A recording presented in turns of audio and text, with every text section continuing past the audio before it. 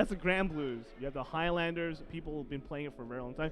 Victor, for example, you know, if you played it for a long time and it's kind of well positioned in terms of strength, that could be where you're taking it, and you know you confirm this is good. So that's pretty much the split. Ooh, like, so we're gonna get to see Danny versus if you're Derek going something Dow. Really crazy, Yeah. or you're going something that you know.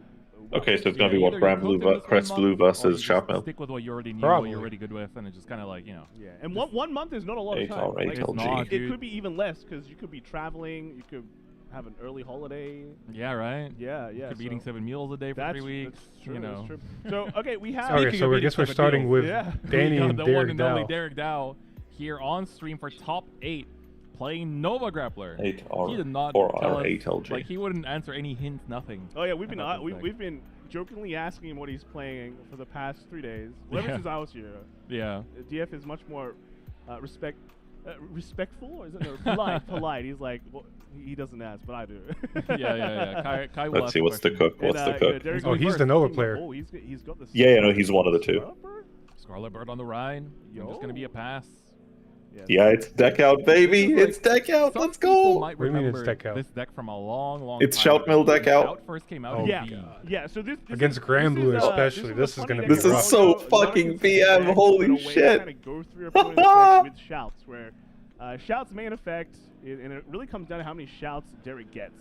Yeah. As long as you get a lot of shouts, life is good. So with shout, his effect is you can rest. Oh my god, that's Yeah, and broken. then What both the players, fuck? Oh, my god. sitting in attack. This deck is broken. What the This is fuck? What did you So, just okay, realize? okay. So no, he runs a card. Okay, fuck. I'm gonna mute it so I can talk because holy shit, that's so gas. So you know how Shoutmill generally works, right? Right. So you play Shout. You both reveal the top card of your deck. The higher grade goes to hand. The other one soul charges it, right? Right, and you keep doing shouts, and then you do Scarlet Bird, and you restand all the shouts, and you do shouts again. Yes. And then you know how you run out of those cards, but you Yeah. have a lot of soul. There is a card from GBT10 called Spurt Centaur that is Rush, but the part doesn't matter. GB1, Soul Blast 1, choose one of your other rear guards in the same column and return it to the hand. When this unit stands due to the effect of a card, you may pay the cost if you do this card gains 5. It bounces the Scarlet Bird. Not once per turn. Keep doing shouts. My fucking goat! Derek, you fucking maniac! Granted, I don't Holy see a lot shit. of shouts in his hand, so. Holy shit, Derek, you fucking maniac! Holy shit! The opponent's grade 0. This might be. Wait, did his opponent just whiff GSS twice? Yes. Oh my god, it's so Jover, dude. I mean, Derek went first, and then they whiffed. I think they didn't whiff GSS as much as they just went into the grade 0. And then they GSS'd for grade 1 on the next turn and whiffed. So they only whiffed GSS once. That's rough, buddy. Not even making a board, okay. Crit. Yeah, okay, no, Derek wins this. I think Derek wins this in multiple ways. Oh my god, get fucked, Bozo. Do you just Holy go? shit. Do you at this point just go normal Nova's fuck Shao combo and just kill them because they're great one? Oh, he hit the crest, bro. He hit the crest. Oh. That's crazy. I mean, he's on 4. Derek can just stride regularly next turn. He's Holy shit. It's just works, Derek Dow. Holy fuck. I mean, at this point, Derek just literally goes. Because I see heal guardians that can make the Vanguard kind of big, sure, but grade 1 into grade 2, fuck off. Derek can This just do game 2 is normal over, dude. Nova grappler stride turns and just win this game. Bro, no, this game's over. Like, this shit's over. Holy fuck. Hey, does this mean we're gonna go into a standard table right away? Yeah, this shit's over. Like, holy fuck, this game's cooked. Sorry, I'm just going to buy 4 Spurt Centaurs. Bear with me 1 second. Bruh, the triple crit. God, So fucking. funny. Can you imagine if, Bro, Derek, that's so if Derek funny. at least put down any board? He's got like 3 or 4 heal guards. Also means he's got like no heals in deck at this point. Yeah, no guards. Connolly kind of helps for next turn. Maybe it's the draw on defense. Goes to 4. Derek here. I think Derek literally just plays normal Nova grappler for a turn. Anything and just go Yeah, it's really funny. make full combo. He's checking his stride. He's like, what do you go into? Yeah, cost me £2 to get a playset to get 2 playsets of this card. Hell yeah. They deck themselves out, so it's Goated. good for Derek, who like He's favored anyway, right? Bro, that shit's so fucking degenerate. Holy fuck. This is the weirdest game ever. It's so degenerate. There's another way to put stuff back. Man's literally just counting the deck. Can I still do the shout combo? How many cards are left? But at this point, do you even care? Can you just go up? Bro, I feel like you just play normal Vanguard at this point. The condole or not, because that's one of the ways to put stuff back, right? So That is not a bustard. That is a merciless dragon, right? Yeah, that is. I really think you just play normal. Yes, your opponent has 2 heal guards. But damn, you just play normal Vanguard at this point. Eventually, they're gonna die before the game into game 3. And if it was during the main phase, you can attack the Vanguard, like the good old God Hand ability. And then after he attacks, he basically gets drive -1 until end of turn, right? Yeah. So it's really a great one. This game is a lot already, and it just began. Like I can't see a really good out because there's gonna be a lot of attacks coming. Right? It's just like, I mean, you can heal guard, and get like plus 40. Bro, I'm taking this shit to locals. This shit's so AIDS. Holy fuck, this shit's so cancer. Holy fuck. Then you shade I back. honestly feel like Derek's overthinking it just a slight bit here. All right, we're gonna go through the motions. Bro, here, this shit's so AIDS. He's using the Valtrosa? No, it's the oh yeah, it is the Valtrosa. You're right. CB1 top 5. Let's get something. Let's get something. We got the Karate Man as well. That is the Karate Man. They're seeing him go through. I mean, a lot of these cards just say like draw card, right? It's like rest these 2, draw card. Oh, draws into the bird. Hold up. Retires it to stand, and then now he can solo into the bounce. Bruh. And now he's It's so funny. Oh my. Thing is, I do think the people being like just ended is like a bit hinting because like if his opponent checks OT, he needs to because thing is he can't deck him out this game, so he has to win via normal Vanguard. Because he's deeper into his Danny deck. than the does Rambo have player. 3 heal guardians, but at the same time, it's like he can only use so many before his hand just goes away completely. I understand he was kind of playing around like the. Well, the trouble is like he needs them for G guards because it's his only way to scale. Yeah. And like he shouldn't even last that long, but Derek doesn't want to commit a front row swing, and then he checks defensive OT, and then Derek goes fuck. With a crit, okay. Go to 18 here. So now you're 33, 48 is what? Oh no, is it 2 to pass? No way. 2 to pass on a triple. When you got like Sanctitude in hand Like too. the OT out as well. So I think he committed the crit there so he can swing under basically. With how Derek's going, he's been going crazy. 1, 2, 3, let's go, baby. He's not that crazy. Okay, so here's the thing. He's gonna drive check and get cards. Yeah. So there's a chance he like. Is there a world where Derek just completely loses this? Is counter charge too? OT exists. Like unironically, like OT exists. So This is the can't count that shit out too much. Petit Ace that I think he just. No, well, the Petit Ace, both effects are. Is that the Petit Ace? It is, right? Bit hard to see, yeah. I mean, so basically, this is. Well, there's a shout. Yeah. You counter How Every funny would it single be if that's the CB in this first deck shot? gets you a top 5 for a search. How funny would it be if that's the first shout? That is the first shout. Jesus Christ. Or it could be something else. Because it doesn't matter, right? Like he's so far ahead, it doesn't matter. He just basically is playing with his opponent right now. And then he has a Scarlet Bird, right? Yep. He still has the Scarlet Bird. This shout is now coming down too. Just trying to see how this deck works at this point. I'm just curious. Because the reason the Merciless is really good right now is because you know how we were saying earlier that like the thing with shout is it's kind of like scripted because you know how many cards are in your deck at the start of turn. Yeah. Like Merciless Dragon can fuck with that, right? Because Merciless Dragon can swing during main phase.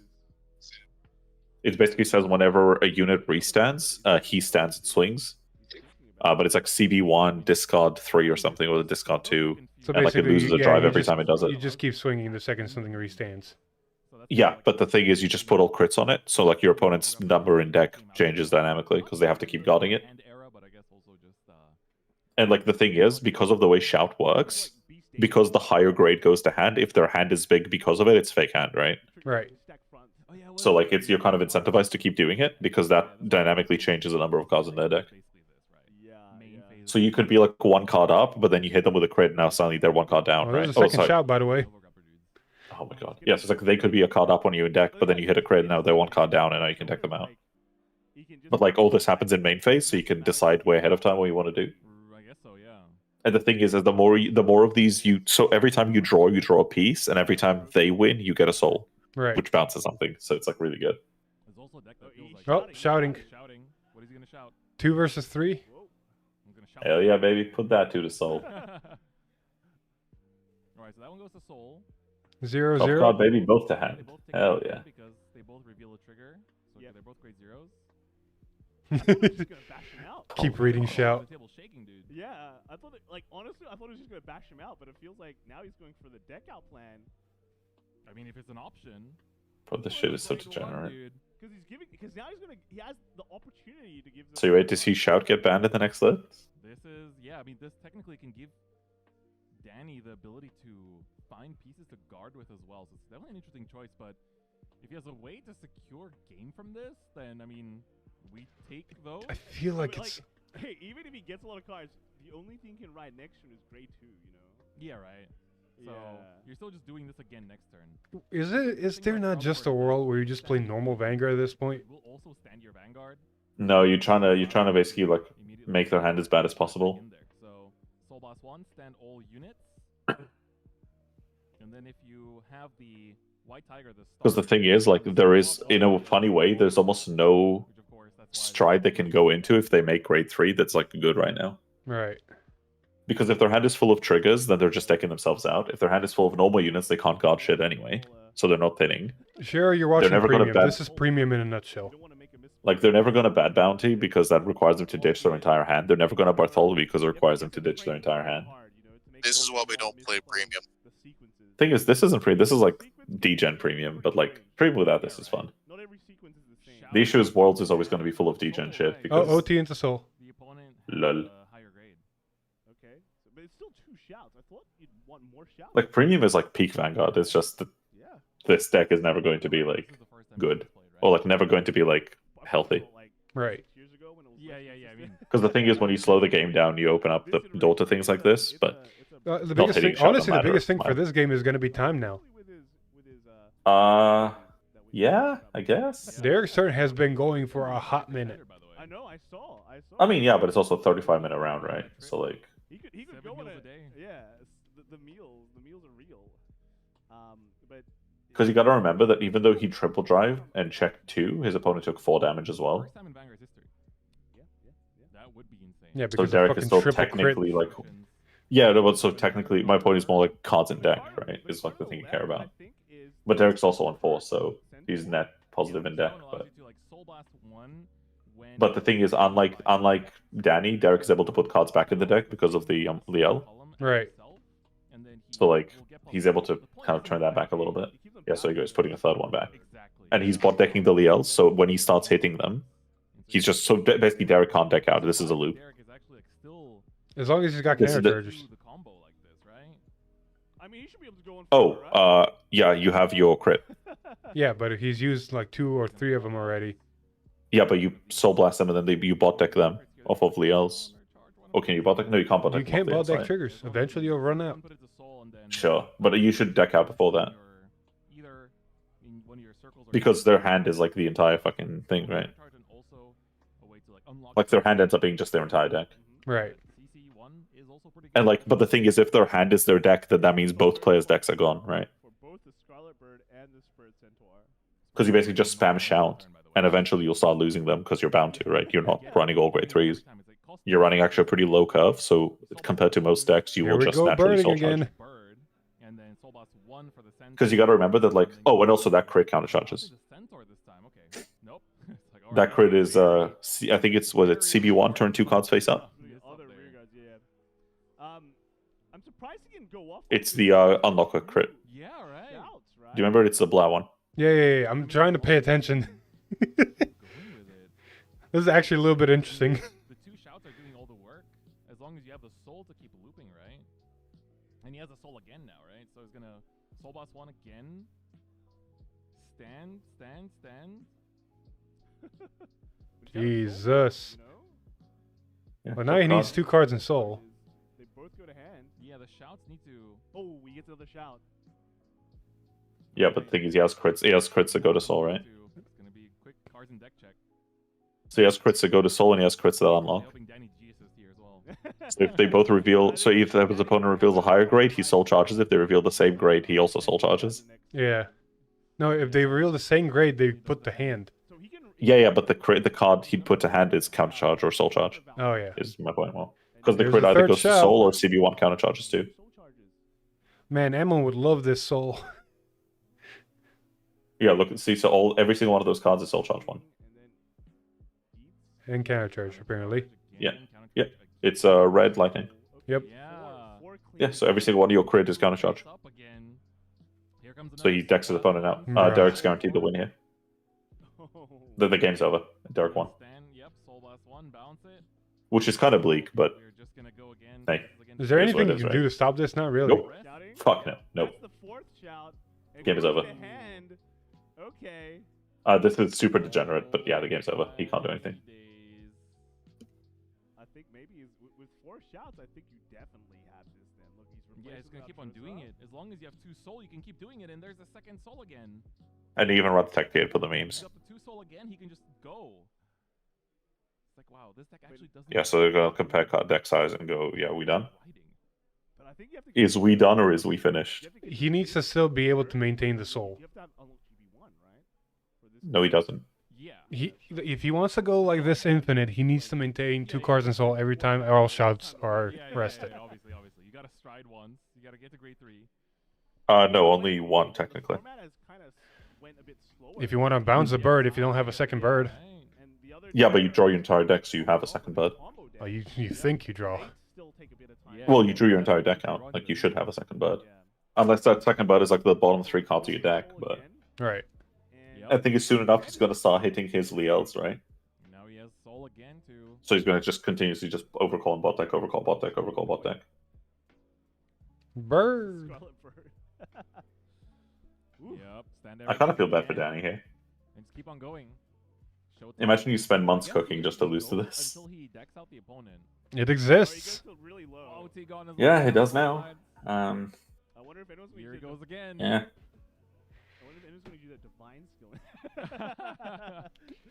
I think shout is a built-in divine skill.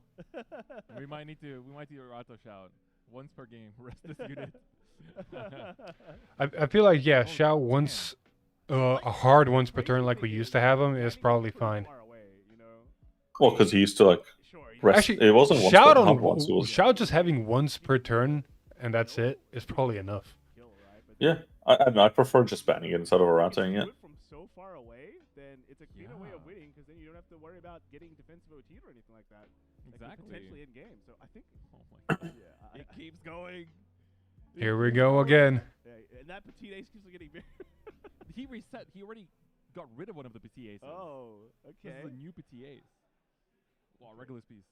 Yeah. All right, down to 4 cards in Derek's deck. How many cards do we have in Danny's deck, though? So again, one of the ways to win in Cardfight Vanguard, outside of dealing 6 damage, is that the moment a player's deck hits 0 cards. So there's. The moment it hits 0 cards. Well, Danny's gonna be careful. He's got less deck. So. No, it doesn't matter because he's drawing into his Liels now. That can also happen. Is there a way to like? And he's got Secondals too, so it doesn't really matter. Yeah, but what if all the Liels that he checks with shout go into soul? The Spirit Centaur, right? Like. Then he has Secondals. It can also return itself too. It can return itself. It doesn't say. So as long as Gondol will bot deck for him. Is Dieliner a counter to shout? And it goes to bottom. So no. Because you run so many grade 3s, most of their pieces are gonna keep going to soul. Then you just like put back 4 Valtrosas. I mean, against DP, you just play normal Novas, I guess. You hope they don't have anything like higher than your Valtrosas.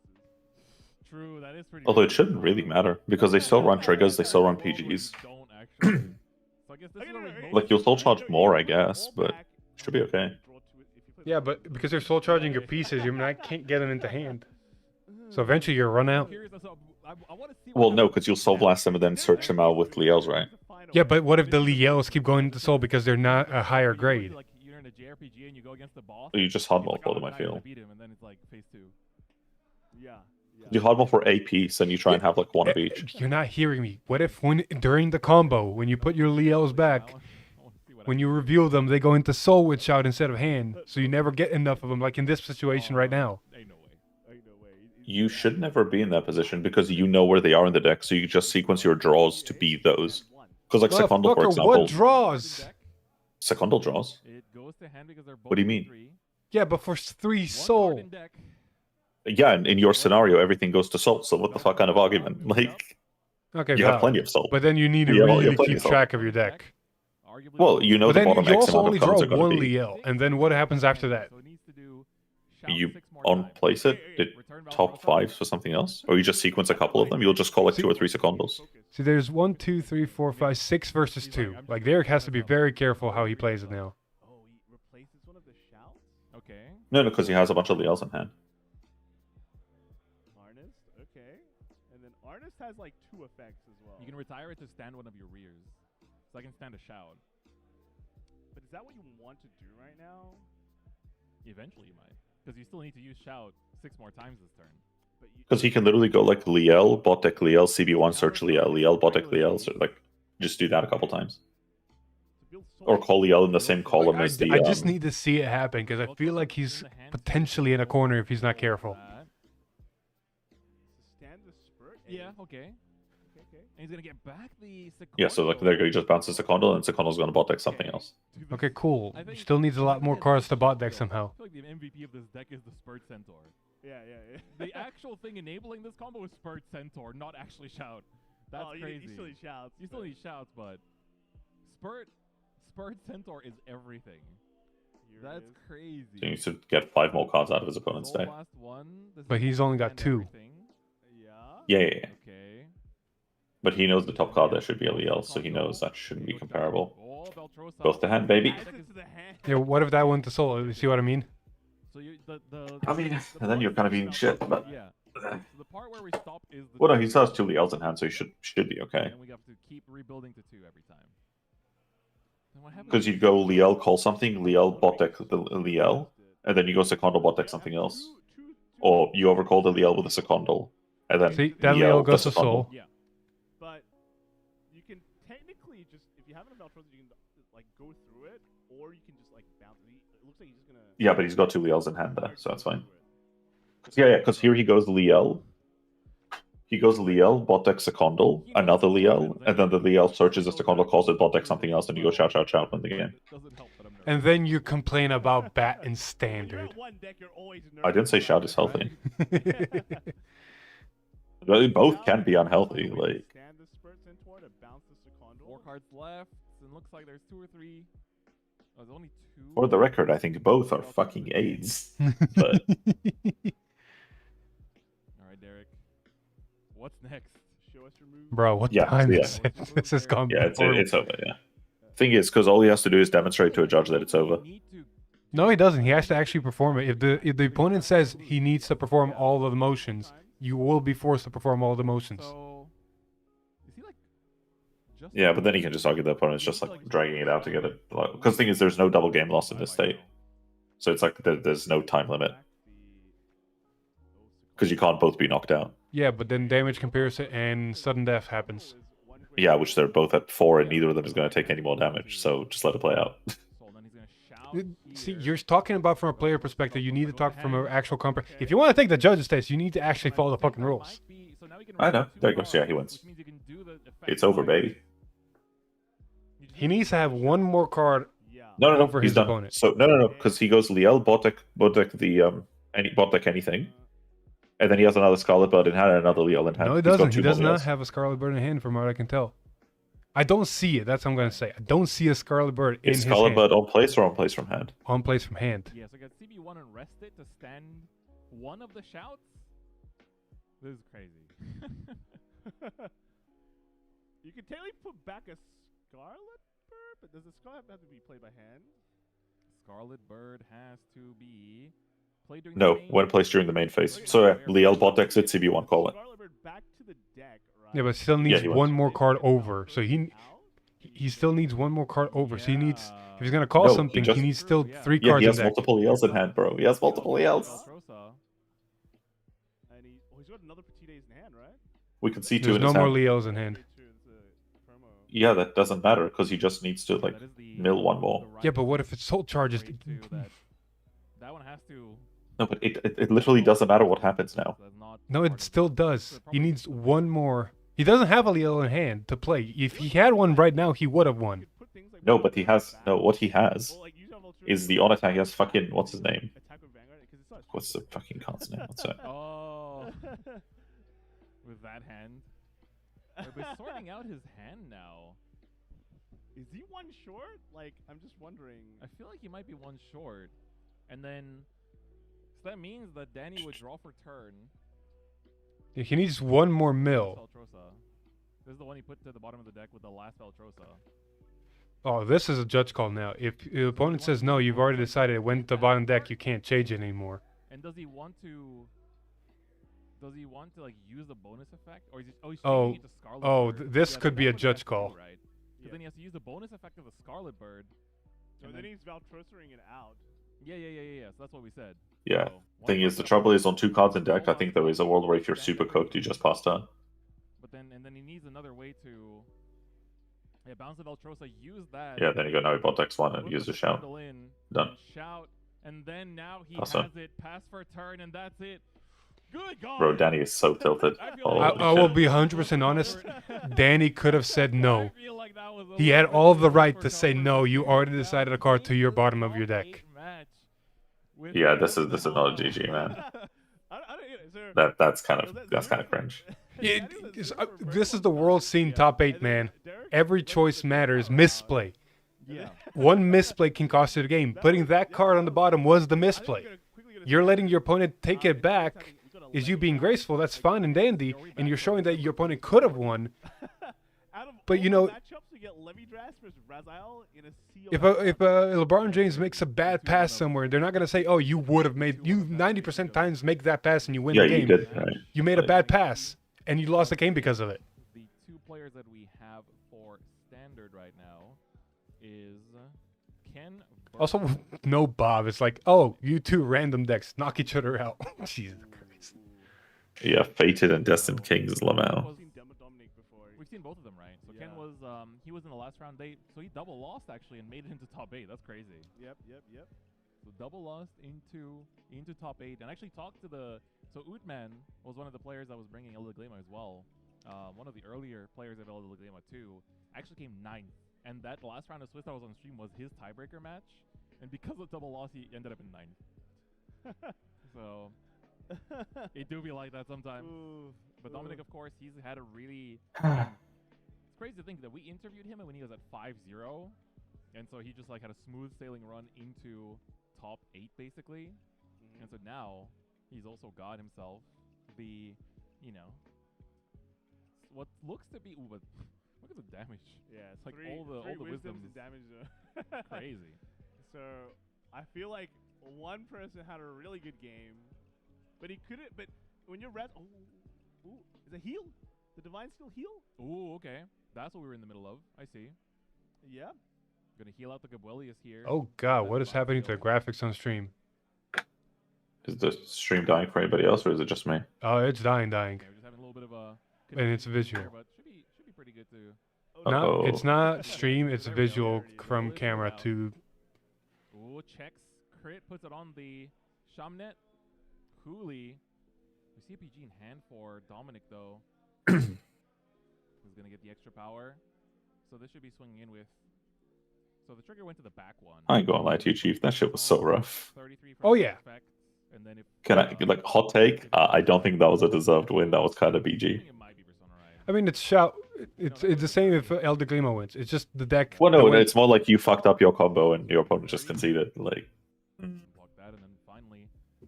hey man, like not to undermine the player, but like that feels kind of meh. Can he run it back now with? Because like technically, yeah, he should have won that game, but like he didn't, right? Like, so it's like he showed if the correct choice was made, he would have won the game.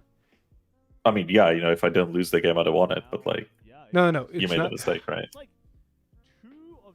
It really comes down to like all props to Danny for letting him take it back or whatever the situation was because we can't hear the players.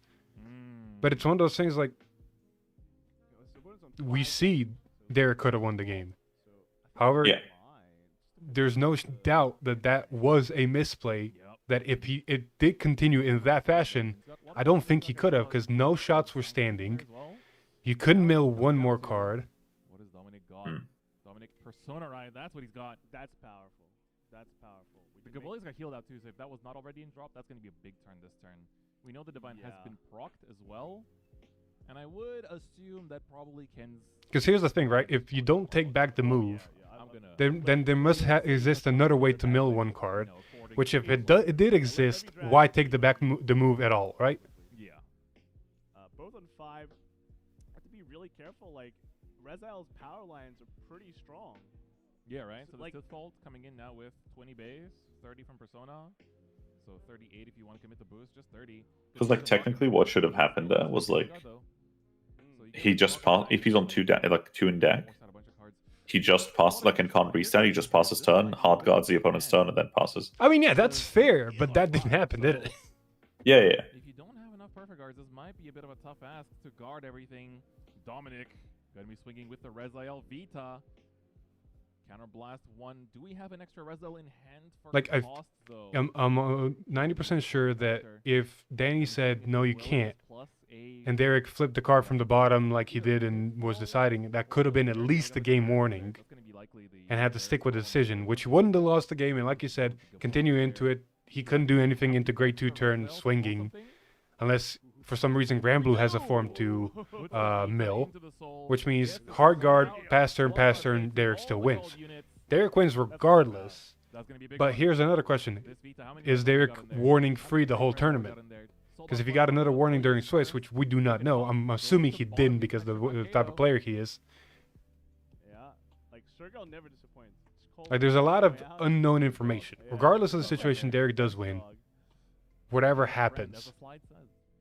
Getter player's best friend. All right, here we go. Vita swinging in. Oh, OT. But he showed a 2. Is that really 2 to pass? All right, Biscotti and the crit. Biscotti crit, baby. A lot of Reziles in Soul, you know. That's true. You could give this to the Gabuelius. I mean, Gabuelius already has pressure from just having the drive check, so likely it might not be necessary to give it there. Ken's hand is getting pretty low. So it comes down to, we might get a PG question, right? How many PGs have you seen? Didn't PG the Vanguard swing, right? So was willing to risk it there. We do see, I'm not sure if that's the Fire Regulus or the, it looks like the Fire Regulus, yeah. That is sideways, so removed from game. So we're going to see Gabuelius. Ooh, we're giving it to the Gab. All right. Gab's big. Gab's always Granted. With the extra drive check too. Well, one. Always kind of want a PG for so hold up. coming down.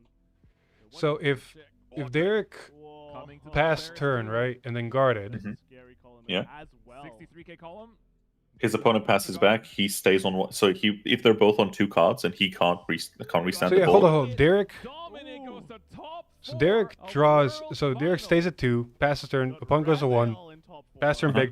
Derek draws a card. Pass turn back. And then passes turn. Correct. Because his opponent's grade 2. He So can't question, right? And now Here in top 8.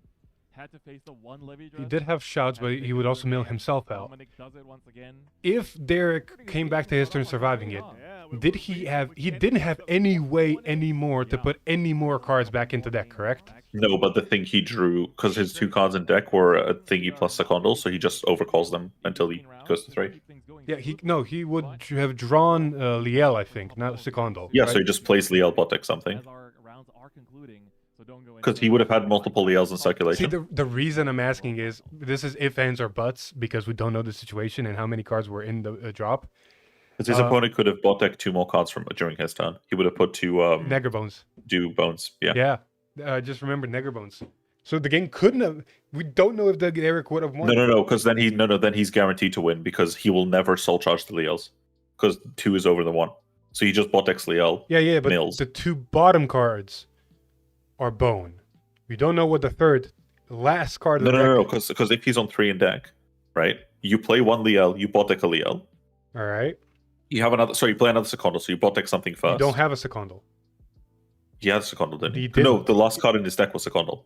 No, it was a Liel. He had 2 Liels. He had Liel on top, then and then he put literally doesn't Scarlet matter. Bird on the bottom. If he decided with Liel, he would have had 2 Liels in the deck. Yeah, but then it literally doesn't matter. How? Because you play a Liel. Because you play a Liel. Go through the motions, yeah. No, so if you have okay. So he goes down to 1. You stay on 1. And now he has one Liel in hand.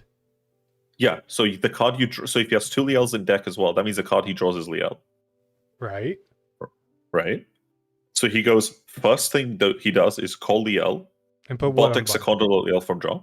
Okay, so now he has Liel and Secondo in his deck. In that order, from top to bottom. Yes. Then what? Then you call the second Liel. You bot deck something How? else. What do you mean? How do you call the second Liel? There's one Liel in hand that he drew for turn. One Liel on the top of his deck who has the last card in deck. So he calls the Liel from hand, has no Liels in hand anymore, and bots deck a Secondo. What next? No, sorry. The 2 cards in his deck. At the Are start 2 of the Liels. turn. Yeah, if the two cards in his deck are Liels, he wins no matter what. Explain it. You're not explaining how. Go through the motions. Because he just goes Liel, bot deck Liel, Liel, bot deck Liel. No. Hold on. So calls Liel from hand, the one he drew for turn, right? And bot decks another Liel. Now he has again 2 Liels in hand in deck. He has 1 Liel on the board, no Liels in hand. How does he get a Liel from deck into hand? Yeah, you just go shout. Okay, so what if the last card of Danny's deck is a grade 3? Pretty sure you can count that at this point. I think you just count the board first. Okay, we also potentially saw maybe he flipped it up. I don't know. I'm saying with the unknown currently still. What if the last card of the deck was... No one's saying call Liel from deck. That part's irrelevant. Ignore that. Okay, so you draw Liel, 1 Liel in deck, 1 Liel in hand. Your opponent has, let's say, 3 cards in deck because of 2 bones. What do you do?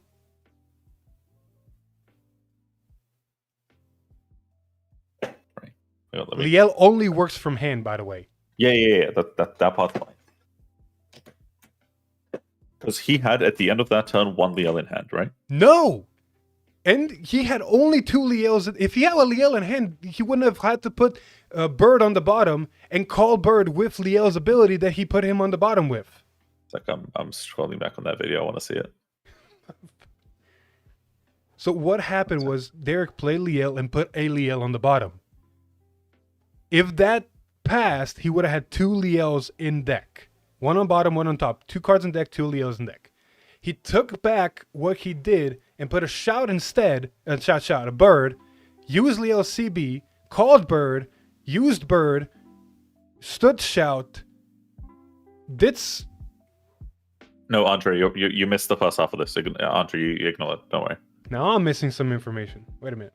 No, Andre's talking about like swinging. We're past that. Oh, we're way past that. We're literally in the last few minutes.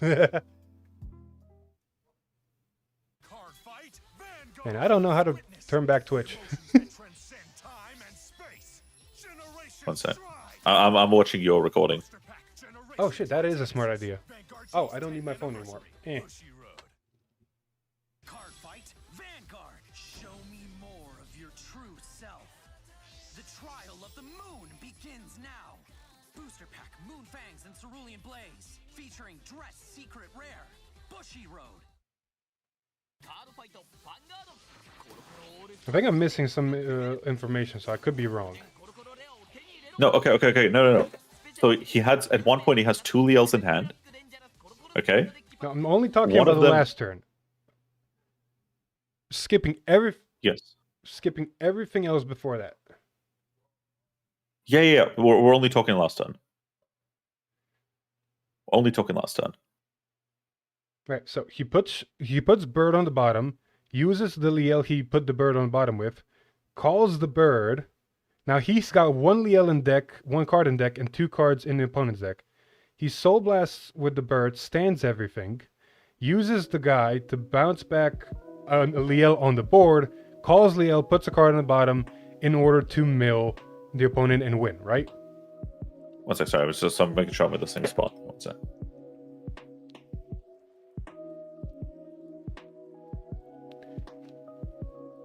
I need to check the phrasing on 1 card. 1 second. Only 1 card in here I care about the phrasing of.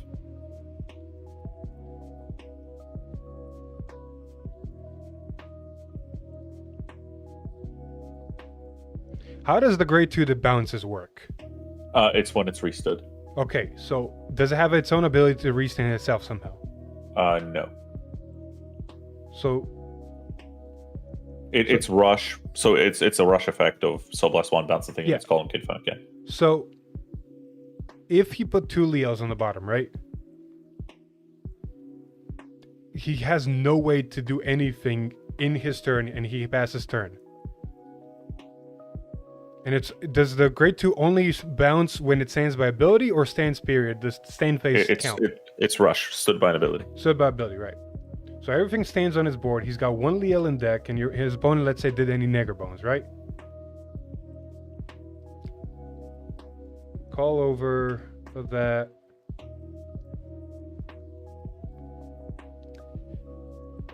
I think he still wins. Oh, that's why. So okay, so the Liel would go CP1, call out the Scarlet Bird, stands everything. That bounces the Liel back to hand, so he gets 2 procs. That's what happened. Yeah, so then he plays the Fiat. That's fine. Plays that from hand. That's okay. So his deck is currently 1 Liel. Then he puts back Secondal. That's okay. Yeah, so that's exactly what would have happened. No, see, but that's also with 2 cards in the opponent's deck. If it's 3, he's got to find another way to do it one more time. Like, I feel like the combos, the resource management and everything that was available to him is a little bit, not all to our information. And there's a lot of ifs, ands, or buts depending on what the deck is. Plus, the last card in deck was a grade 2, so both deck cards would have gone to their respective players' hands. So, at the end of the day, I think Derek still wins. But it also comes down to how many bone we're in dropping. Maybe, just maybe, some sequencing just off.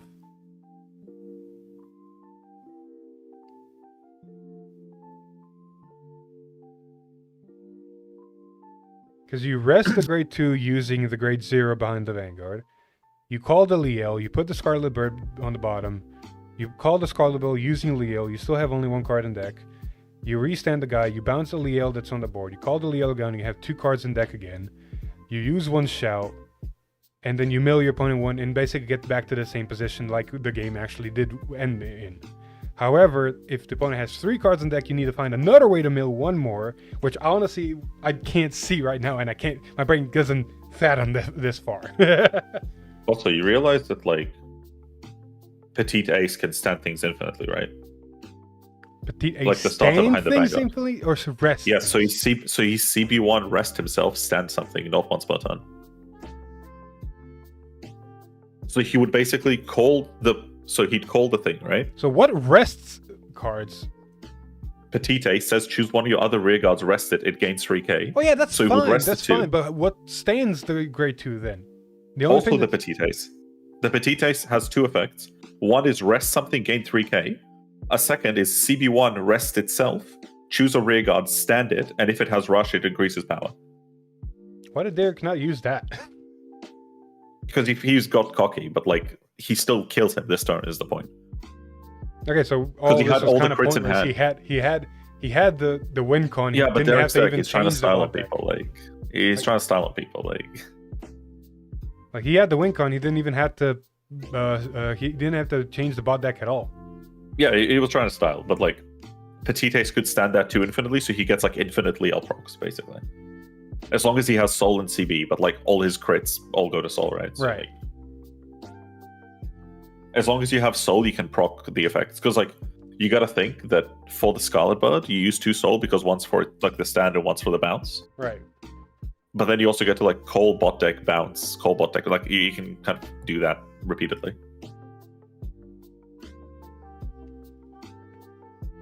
Yeah, Ma, we know that. We're talking about something different. We're saying like what would happen if he didn't kill that turn. Anyway, want to continue our game? Yeah, fuck it, we bowl. Alright, just need to figure out what the hell's going on with my camera. The really funny no, thing is camera's watching a bunch of people in the chat being like really confused about why the rush matters. Why like the card has rush and it's like the rush is literally irrelevant. Like the rush does not fucking matter.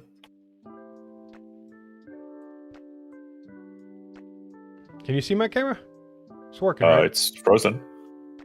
Oh, we're back. Sweet. We're back. Was it your turn or mine? My turn. I just discarded Tecton, added an order, searched an order, and that's where I ended. Because I need to fix my camera real quick. Uno momento. Very good.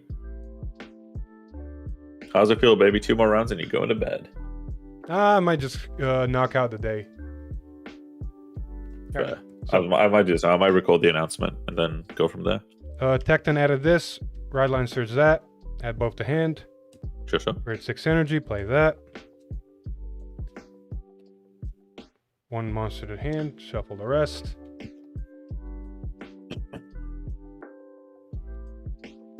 Petite Ace was supposed to retire itself after using its restand skill. That's fine. So I think he still gets it. Yeah, he still does, yeah.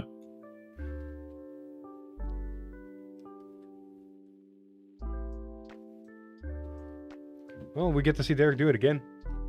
Yippee! What, is he the next round as well? Probably not, but if he succeeds next round, he's in the finals anyway. So, added a monster, play the order, did that. I see no reason not to. Play this. Add Tecton, ditch Tecton. 1, 2, 3, 4, 5. Order to hand, shuffle the deck. Unironically, if the finals ends up being like Shout Mill, I might just like not even bother. I'm here from start to finish. No. I mean, what's like for the secondary project? Because it's like there's nothing to talk about, you know. So that did that. Rest. Tecton up there. Do it again. 1, 2, 3, 4. What even was my hand this game? Okay, I'm back. I know what my hand was. Cool. I get it.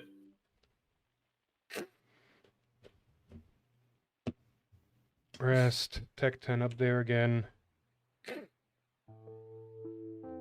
10 to Vanguard?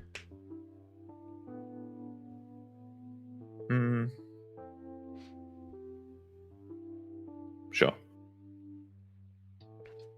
10 to Vanguard?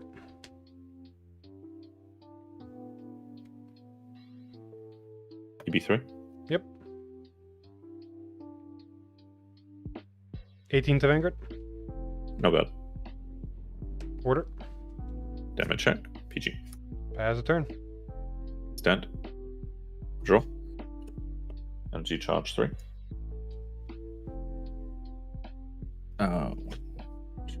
Sure. Discard Distorted Bane. Right up. I'm gonna go call. EB2. Yep. Add Distorted Bane to hand. Call. Discard Distorted Bane. Mill Distorted Bane.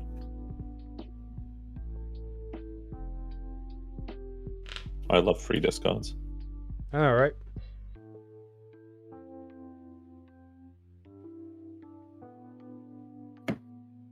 Play it. Soul Charge 1. Draw 1.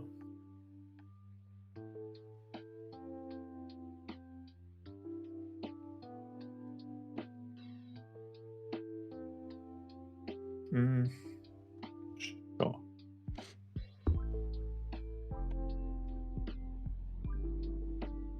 Swing. 28-36. Not good. More flash. No. Oh. Sure. Swing. Subless 1. Bind. Or gauge. That's 23. Triple drive. Not good. First check, front.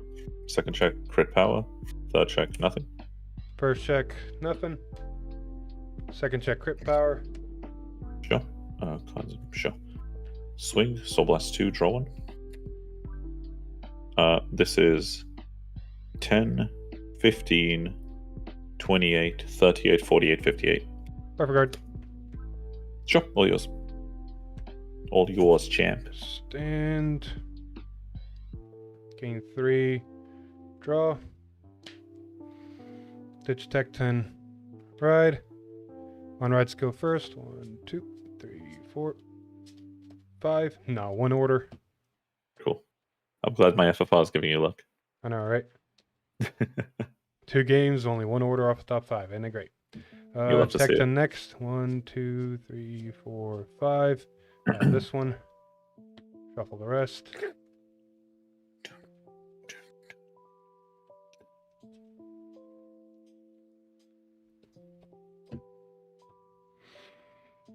Thinking 1 sec.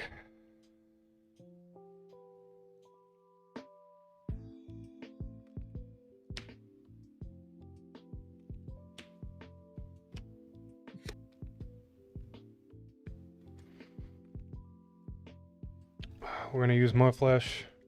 Sure. 2, 3, 4, 5, 6. So Sure. his first draw Pretty good. card. Let's go drawing first. So 1, 2, 3. We're gonna draw 3, ditch 1. Sure. Draw 1. What are you buying, Chief? Draw 2. Draw 3.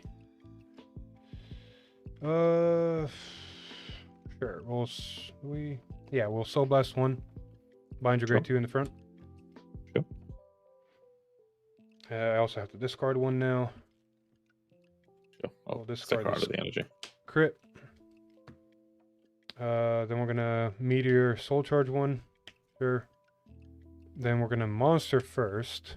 1, 2, 3, 4, 5. Mono Flash to hand. Rest back to Nice. deck and shuffle. Nice, nice. Oh, top 4's back. Let me just do top 5 real quick. 1, 2, 3, 4, 5. Crusher to the board. How did that make you feel that last game? I mean, like both standard and premium was Actually, I overcalled this one. definitely left a long-lasting impression. You used to be a Nova player a long time ago, right? Yeah. I mean, whenever. And then we pause this here again and go back here. Wait, is this just premium for now? No, it's both. Back and It's just forth. they're pick and choosing which to show at which time. Is a broke college student. I'm not gonna lie, I would have probably liked a dedicated stream for both. That'd be nice. I don't know what the reason is. They only have 2 casters for 2 formats. Maybe it was money, flights, hotel. If only there was something they could do about it. Like I said, maybe it was money, flights, hotel, equipment, venue size.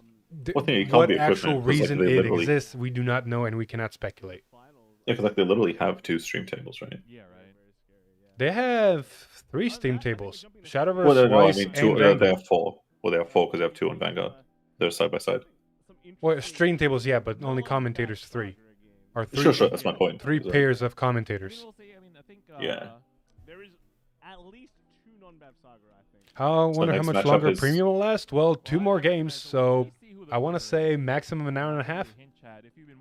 Fenrir versus Shoutmail and then Victor versus Highlander. You realize there's a world where like our finals and worlds is a fucking Nova Grappler mirror, right? Yeah. Very possible. Very true. Could be who? Ren Suzugamori. No way. Cardfight Vanguard. Cardfight Vanguard. No way. It's gonna be a good one. So we're gonna be showing standard first, and of course, just like the last one, it's gonna be the opposite. So after standard ends, might be jumping into the premium game. But I do have relatively good news that should most likely be safe to say by now, but we should be able to show both standard finals and premium finals in full, so we get to see all the crowning moments for both formats. So we're going to see both finals. So 3 more games, so minimum 2 hours long, everything else. Trivia at the very end. Oh yes, you don't want to miss that one. These ones are gonna be the big ones. Definitely don't. Life could be a dream. Get the notes. That's right. Do your research. You got just a little bit more time, but it's gonna be a really good time. Dum-dum-dum-dum. I mean, Worlds has been an all-day thing. Looking at pictures also on social media over in the Card Game Fest, just a few stations away, basically from where we are. The like day 0 merch is already on, and people got random tickets. My friend that went there. I was gonna say, do you want to carry on playing our game until they actually get started? Sure. I have their audio in the background. I think it's better. Yeah, fuck it. I got my eyes peeled on the side. Well, what we're going to do in this situation, we called over that. We're going to rest this, put that up there, have it prepped and ready. Before we do any of that, I'm going to play another more flash and retire it. 1, 2, 3, 4. More flash ability, draw a card. there. There's gonna be more Vanguard. We'll draw 2. Oh, never mind. We're back. We're back. The most right now are these Well, I'm gonna go. I'm gonna go through the motions real quick. So I'm gonna draw 2, ditch 1. Rixon on stream in round 1. Discarding a heal.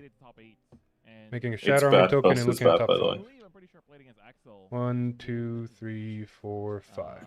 Top 8, and Axel managed to take it in the Bavsargra mirror. So that was one of the people from Derek's group. That again, I mean, you know, won Worlds last year, got top 8 in Worlds this year. It is still a very impressive feat, especially in 2 different formats. Yep. 7 meals a day. That's right. That is a secret tech.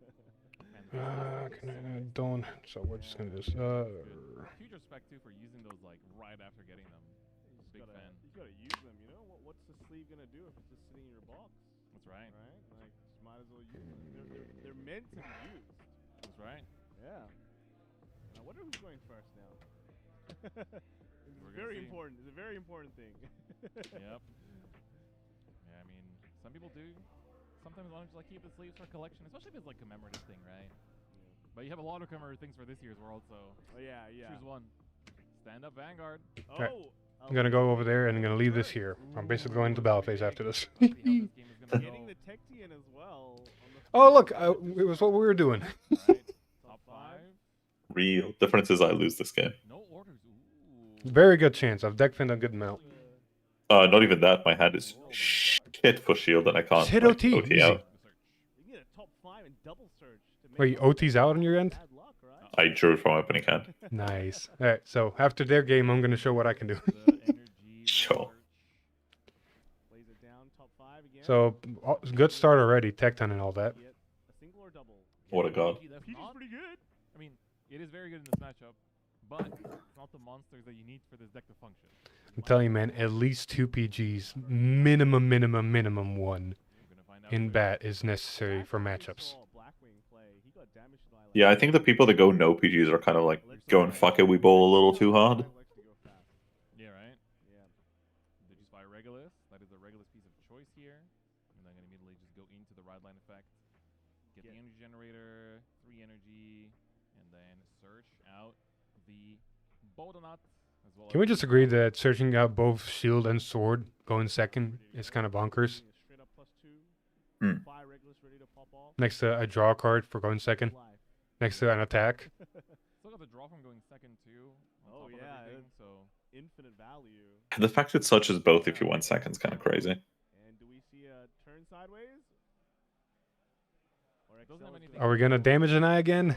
Is this the strat? Sometimes it's like if you see, like, I personally feel like the Bavsargra matchup for Elita Glema is like their hand is usually relatively fake. So it's like, especially if they mulligans. And Oh, whiff top 5 off of Regulus piece. They don't have shield. Immediately activating the Regulus piece. Whiffed it, right? Yeah. So we can draw 1 now. It's pretty interesting. I feel like I prefer to wait to like thin out the weapons as much as possible and then usually cash in on it on turn 3. Yeah. Oh, drew the OT. Big draw. Imagine if you played defense. Well, on the Endoglima side, the thing that can stop Endoglima in its tracks is now out of the game, so... That's right. So just kind of assume that their hand is fake. They don't have shield. Oh, I'm alone again. So go all in. I'm still here. No comment. Okay, double.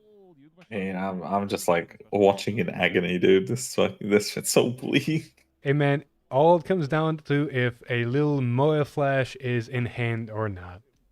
Axel is from Yeah. They would be It'd be that way. They should know the Bavsargra format. OT draw is strong because it is a 50k shield. I'm not gonna lie there, but OT in deck is Eldeglima's worst nightmare because that thing gets triggered, the whole turn just dies. I think personally. Yeah, that shit's scary. Assuming that their hand is relatively fragile is the play with in this matchup. Uh-oh. Uh-oh. Not just 1, but 2 double flashes. Whole moly flashes. I think Excel is just like, I'm in danger. And committed behind the Vanguard immediately. And ditch the Savo Ward as well. So it's really good because you can immediately put the Savo Ward in with the Torrential Energy Research. You can also put in the Mo Flash. And yeah, Mo Flash behind the Vanguard right now is literally no. Bruh, don't be a bad bear. Yeah, the only issue is you're going ham, but you have to also. Why in the rear guard? Make sure that you're playing like that's the good thing of the. You can't have that bad of a hand. You can't combo off kill turn 3. Please tell me that's not the case. So you can get the shield on with Bavsargra's effect. Yeah, but like just go from hand to get the 2. I just feel like you could play the Moe Flash down. And kind of. Oh, to like boost into the rear. Yeah, because they can't retire it, right? Not that early now. Yeah. We're gonna see. I need to see if there's a reason for that play. Effect here finds Trick Moon and Veilord, the dynamic duo. I wonder if Ancient Roar. It's there. Oh, hold up. This OT's about to get some value. Defensing roll. That's my kind of order. Let's go. And he's hiding like he is.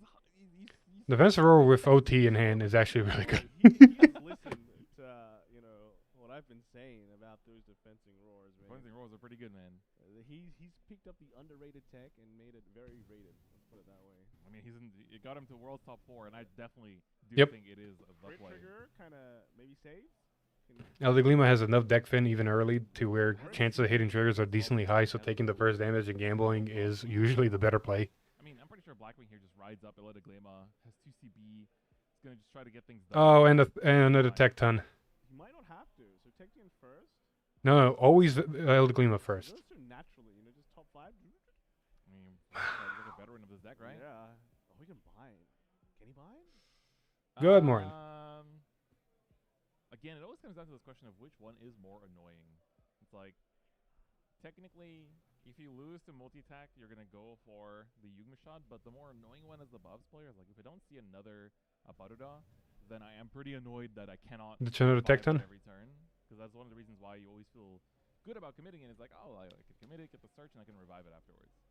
Yeah, yeah. I feel like the Aparia, like you don't. What are we ditching here, buddy? Much in this matchup, because. Also, if Soul's not a problem, Soul Blast won't get rid of the Resand. It's probably the play, right? You can use it to intercept. I think so, because it's the only thing. Like the other one will just like bring itself, like it won't bring itself back. Like it doesn't matter. Yeah. Like restand significantly reduces the pressure you can pump out. Yeah. All right, top 5 again. Let's see how many orders we got. Just the 1. I mean, it's tech ton, so it is always going to be just the 1. Not going to be enough for now. We only got 3 Bro, orders. it's just so bleak that the idea like they'll fight the last premium world's champion could just be milled fucking shout mill. It's so depressing. Hey man, Derek Dow. So depressing. Oh, I think that, Alright, so we got Moe Flash. Was that from Tecton? Yeah, My bad. yeah, So the experiment successful was from the top 5. From the top 5, and then that was from the. Oh, digging more. Okay. It kind of depends like which one you like to do first, Yeah. Right. Yeah, Roar is really clutch and good. I feel like you should do the. I think it's correct to do the Elite Glima one first, because you have more chance of hitting more things. Yeah. Right. Yeah, and the Techian can, I mean, because that's your like fastest way to like. You get 2 chances of like just throwing a bunch of things in there, but Moe Flash depends on your hand in the first place. Yeah, but like the Elite Gloom can hit the meteor as well. Yeah, right. So We'll go Tecton back in there. Do we have another? Oh, Call the Great 2, get another Tecton. Alright, one column set up. Is he gonna flash this turn? I think kind of. Well, actually, he's safe because he's got a PG, right? We confirmed that he has a PG, so he's one turn of Bavsargra he can kind of keep alive. All right, found another Moonlit Knight. I think he's already got another one, so. It doesn't really Surely he's got 3 different. Yeah. Oh, what the hell? What? The Y stream has something we don't. That's so annoying. Which it's is? so cringe. It says where they're from. Oh. I'm assuming FR and ES stands for France and Spain. I could be tripping balls, but Oh no, it might be also the decks they're playing. Escanor and FR in Nikkei? No clue what that is. 1, 2, 3, 4, 5. 5 here though. Definitely can push a lot of damage, but. Marco! Marco! For now we. Fuck. 3 draws, a Shadow Army token.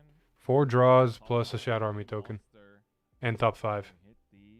And another Moe Flash. Jeebus Christ. Oh, another Moe Flash as well. Pretty big. Oh, the choice now. Crusher or Moe Flash. But you can always shuffle first while you think.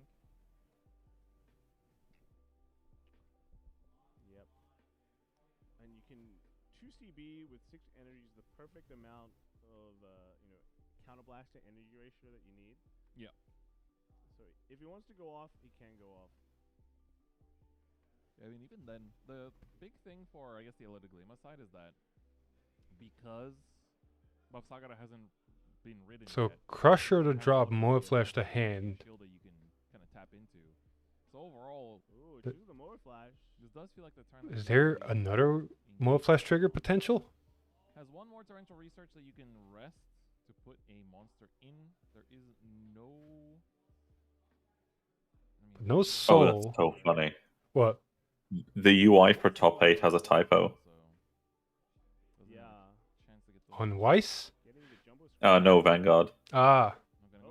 They spelled quarter from quarterfinals as QUATER, like quarter. Look, man, not your first language, alright? Is there a third Moe Well, Flash coming? It's okay, bestie. Small indie company. Another Moe Flash here. If you play, I think you definitely have to go for it. Otherwise, you risk it getting. Oh, Cannibals won't play in order for turn. CB1 to get a draw, manual draw. And also use a CB. And draws a fucking Sane card. That's funny. Kind of limits what he can do this turn. So I feel like he's not going ham. He's just. It's gonna be like. Don't understand. It also feels like he was probably trying to draw, like, optimally, you might want to be drawing his triggers here just to have shield for next turn, because otherwise, it does feel like that hand does not look like it can guard, even 4 attacks from Bavsargra. Oh, just swinging in like this. 15, where is it going to go? To Vanguard. Vanguard. I feel See, like again, this is you're probably going 15 to Vanguard, so you're trying to commit. I mean, they're going Vanguard on this one, they're going to go Vanguard on the Vanguard swing too, and then pray to get crit, so I feel like you can guard this one somewhat safely. You can also intercept with the Aparura, so the Vanguard's forced to go in, so you can do Aparura from hand, Aparura intercept, and then this way, yeah. Oh, there it is. Why did they swap off their names into usernames now? No clue. No boost. Such a weird choice. Yeah, you want to give them the temptation. No guard in the Vanguard. Nothing Order. here. Second check. Crit. What do you do? Especially if you all in on Vanguard for this, then the remaining. I go crit Vanguard power to rear guard and maybe do 5. Oh, crit to Vanguard power to rear. Oh no, not do 5 now. Holy shit. Any kind of offense that Blackwing wants to do, because the order amount is pretty low and the variety is pretty low too, because we have 1, 2, 3, 4, only 5 different Actually types. passes. Okay. Yeah, after 2 defenses, there's no real worth doing anything. Yeah. And Vanguard, his opponent's Vanguard's 30k. I wonder if giving the crit to Vanguard is actually like a bit of a issue here, because you get a CB now for the ride line, and you also get a. You'll probably just refund it with a trickling behind If Vanguard. Eldeglima has a Persona ride, I think next turn is very lethal. I think you want to, because the whole point is just pushing your opponent's damage. You can set up for hopefully a big turn next turn. You do have a PG in hand, so I feel like no matter what's happening this turn, you are staying alive. Yeah. Should be. It's like Blackwing doesn't know. We know that the drag beta has been drawn, so that would be one of the ways that would not be fine. But that is not actually a risk factor. So we saw Axel draw into the Trickmoon Verlord pair earlier, so that is indeed present. Gonna use the Verlord first, not the Verlord, the Yugmashad, in order to ditch and arms and draw 2. What do we have? Crit, Trickmoon. Okay. Good power output here. You do have a Parra in the drop, so once you equip again, you can technically Energy Blast 3 to revive that as well. And now let's see what else is going to No, I'm just happy that I would have been correct in my prediction if I said no matter what wins D, it has wings. Wow, there's actually a lot of Trickmoon in that hand. Together with the Veilords too. Again, this is Because top card is 1 bat, 1 Leviatros, 1 Result, 5 Bavsargras. Yep. Both players have made top 8 I was of right Worlds. on my Anyone has thumbnail. wings, baby. Now they're top 4 of Worlds, but Me when I you're list away the from 4 finals, best decks. which is of Oh. course where the glory is waiting. Hey for man, all there these could have been a players. rogue deck that just popped in, like One will take the Eva crown. or Odium But right or now, Axel, Gandiva. he needs a little bit. The trouble is, almost none of those are as I mean, fast got the as gas in hand. as fucking Bav. And how he plays it Yeah, right. as well. You see, this is why you don't call gets the Moa Flash back mace. there just because. Because you know Bob Yeah, has a way to Flash. retire it. Flash. Yeah, it doesn't matter as much. I mean, as long as you have Salvo Ward, you can always get it back. Also, why is Shadow Army talking behind the Vanguard? Now do we... Okay, we're going to actually go for the retire first. And then we still have one more equipped from Bavsargra's own effect. Still waiting. And of course, the Verlord too. Verlord can equip. And then you can... Oh, not going for the immediately multi-attack. Get the Trick Moon back behind Vanguard. And then that will also allow you to get the counter charge, which gives you the counter blast for the Yugma Shad. Oh wait, So no, here comes no, Trick Moon. forgot. Do we have a Cindy? We do There have a wasn't a Cindy. Trick Moon You activation can yet. also get We're good. back your Verlord or an Arms as well. Plus like a front row from the Diaba. And then we're going to have, of course, so 10k to Vanguard from the Surya earlier. Aparra here. Going to be revived for 3 energy. Use the Cindy.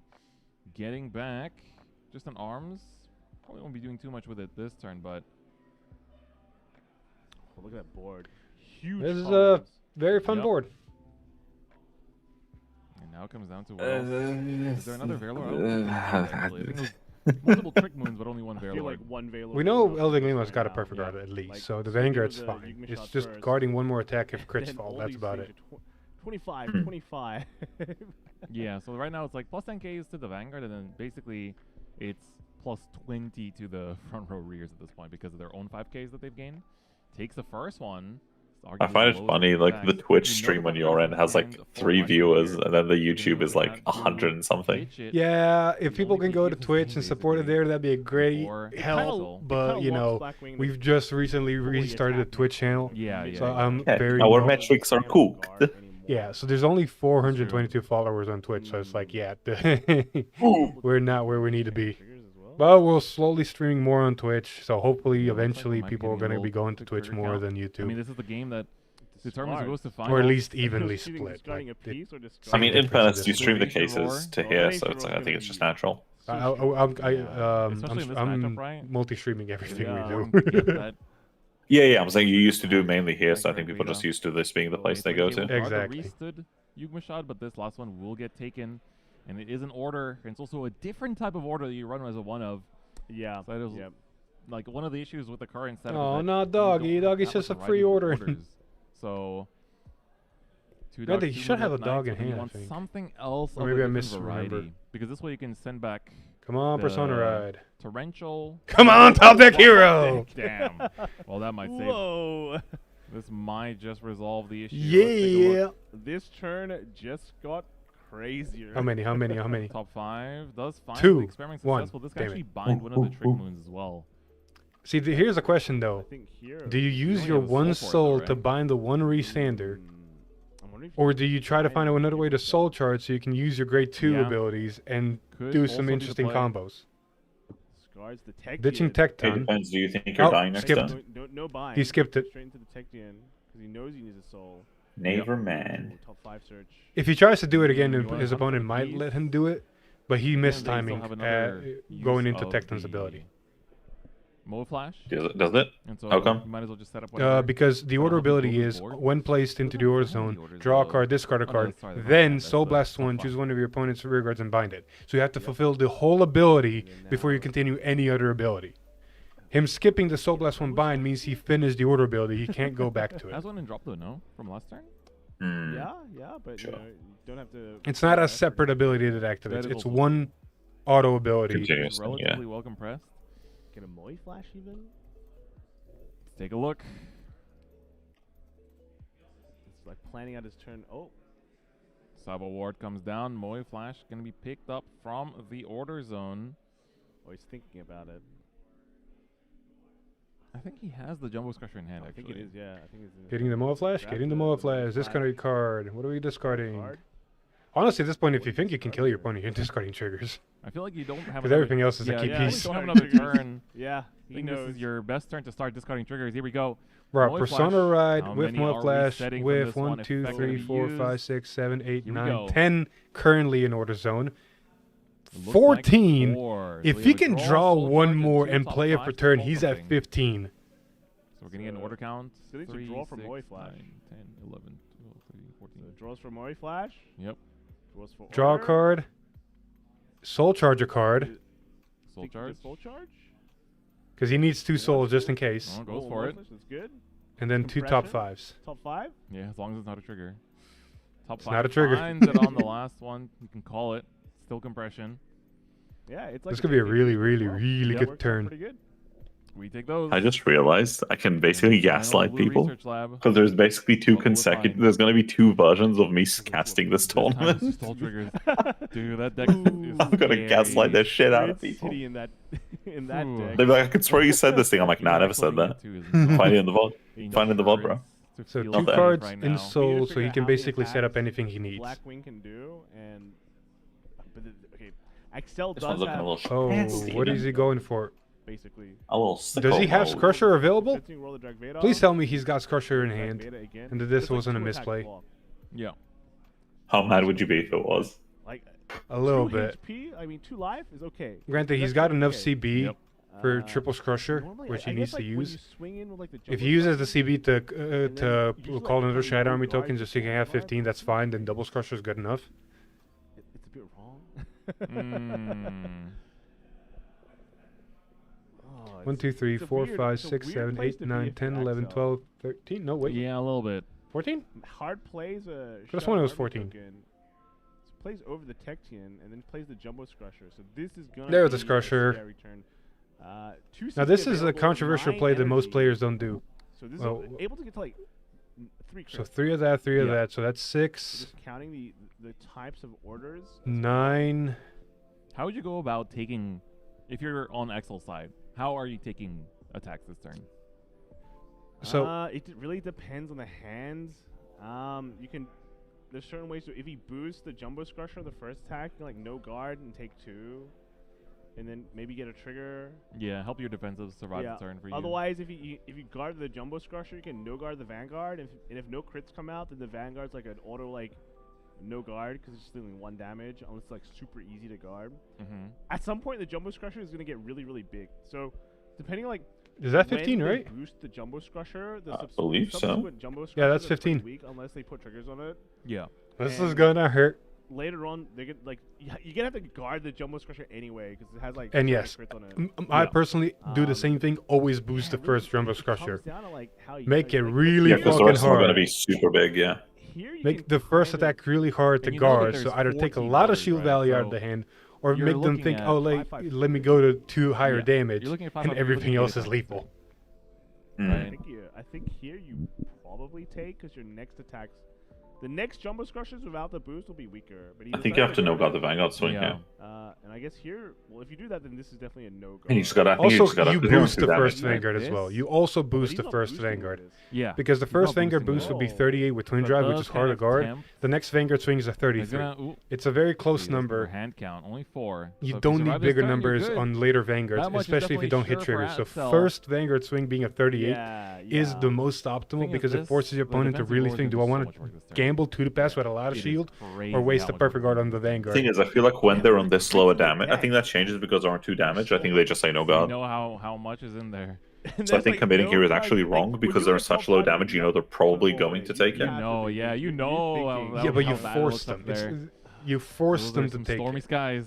Well, no, but the argument is like if they're gonna probably take it anyway, you'd rather Right. save the 15k booster for something else, They right? are rewarded for committing to Vanguard because No, of the because fact it's that- at current point it's only 1 damage. If it's 23 and really Yeah, but it's easy still to 1 guard, damage if I boost it. Yeah, but it's a you know. don't know it's 1 damage. Right now it's 1 damage. It might be a Everybody crit. knows. If there's a crit Now it comes down to and I could have how guarded does Axel 2 to want pass play and this, it and guarded not.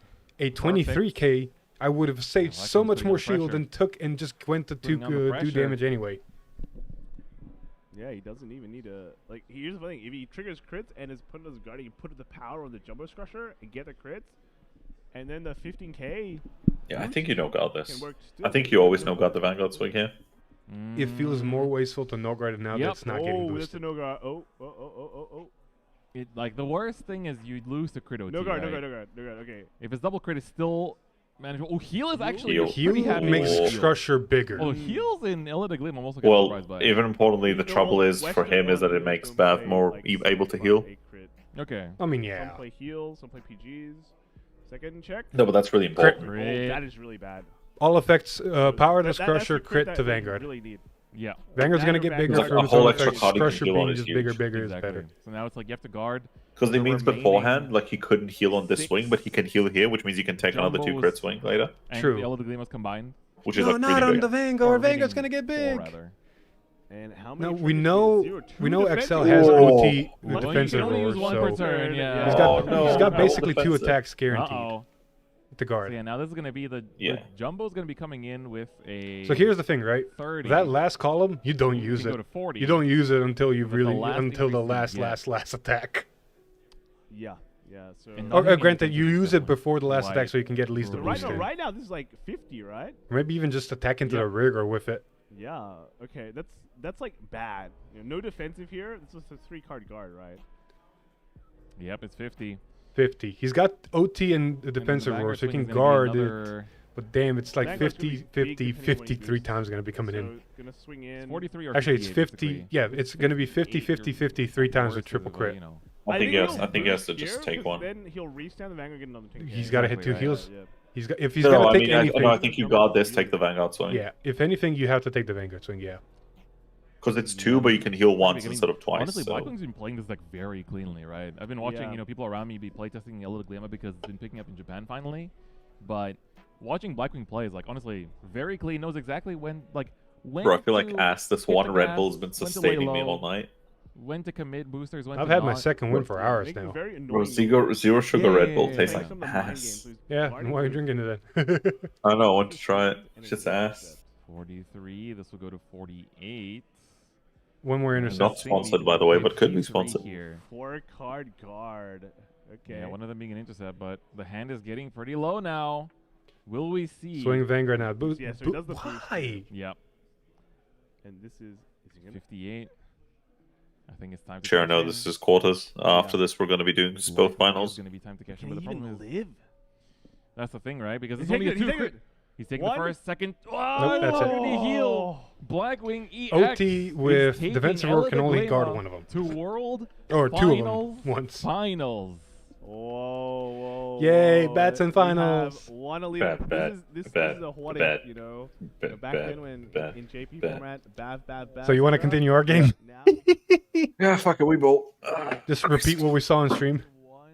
Yeah, no, roll me. Not yet, because unlike the stream, 1, 2, 3, 4, 5, 6, 7, 8, 9, 10, 11. No, that's not right. Listen, buddy, you're about to roll me. Just roll me.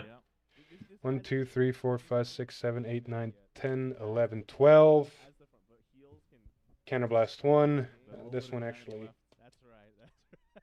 And on the other side of the stream, or Order for turn, draw a card. versus Dominic. So Dominic was Sorry, a at 13. player, and Bamboo was also one of the Bavsargra players. That All right.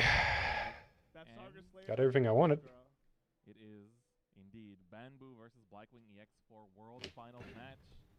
so we have the predicted Bavsargra. So we're gonna start it this way. Yep. And then Attack. add Counterblast 1. the premium side. Energy blast 3. We have Draw a card. this should have been Gains 10k and a crit. How much? 30. Double crit. Benjamin 3-0? against 3-0. Gabriel. Oh, Gabriel, okay. And Benjamin won. So Benjamin, so that is 33. Cool. Robo Frenzy.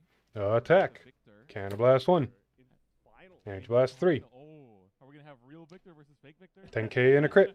And I draw a card. We just might. 35. Double crit. We just might. So the good news is that we'll be able to stream both of the final matches. But before that, before we go to the finals, we still have some trivia for you, Chad. We got trivia. And we're both here for the trivia. Have Yeah, to drop one shield. point. All right. I think it's gonna be 23. fun. So, take Vanguard. and we'll Twin go driver. trivia. We'll go for short No matches god. for grand finals. First check. Crit trigger. There we go. Ooh. Crit to Vanguard. All right. Power to this rear guard. Sure. Boop.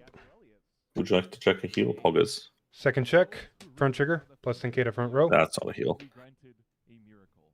Right, first check. Those who reach for even the faintest Second glimmer check. of Yeah, hope will be I'm granted cooked. a miracle. Is it C? Only those who Let's reach see what out we for have here. even the faintest Got 1, ray 2, of hope will be 3. granted a miracle? Or is it D? 1, Even though it's just a glimmer of hope, 2, a miracle will descend upon those who 1, reach out there. 2, 1, Do you know the answer? 2, Like, what that 1, way is like 2. a machine translation of the Japanese quote. Sup, sup. And then there's another one that's Yoink. definitely the correct answer. Okay. All right. But put your answers in the chat below. A, B, C, Restando. correct. And Plus 10. you will stand a chance to win some special prize. I've heard it's We'll do it this way. for this one. Boop, boop. I think it's D, isn't it? The what? The trivia, I think it's D. I'm not looking, sorry. Oh, it's Gabriel's flavor text. No clue. It's the quote that fucking Akira keeps saying. I think it's D. Cannon Blast 1, Energy Blast 3, gain a crit, and 10k. 50 triple crit, and draw a card.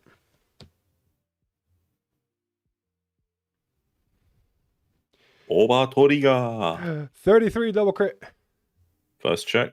Yeah, I need to hope for a double heal. And I can do it again. And one more Yeah, time. just fill it. Yeesh. Oh, OT on bottom, by the way. Call me Dimension Police, the way I police my dimensions. I love that bat.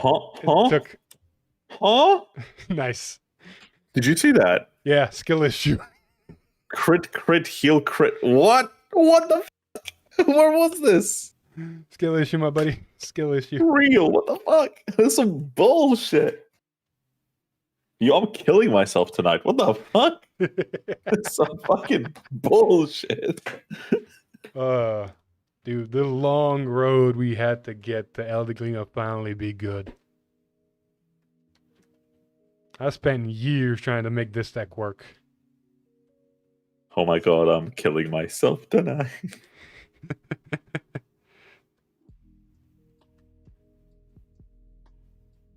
One more? One more. Hell yeah. Best of 3, baby. Let's go. You're blue, I'm red. Sure. Oh. Oh, I'm going first, baby. Let's go. This deck can't go second for shit. They call me Mr. First the way I go. Yep. One back. 4. Every fucking time. It is what it is. No, I still remember having to explain to a friend of mine that, you know, when you like put a card back and redraw for turn? Yep. Or like redraw for mulligan?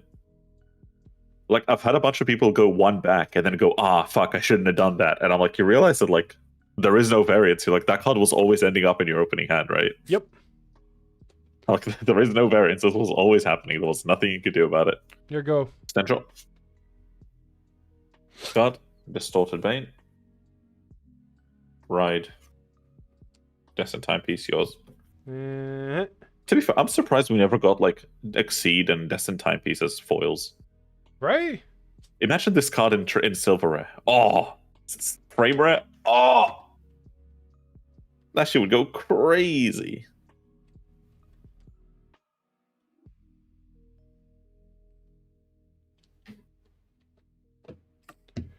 Add both to hand. Dropper going second. Sure. Play the research. Options. Crusher there this hand. Oh yeah, you know what I was considering playing for Springfest? Odium? No, for premium. What? Nice.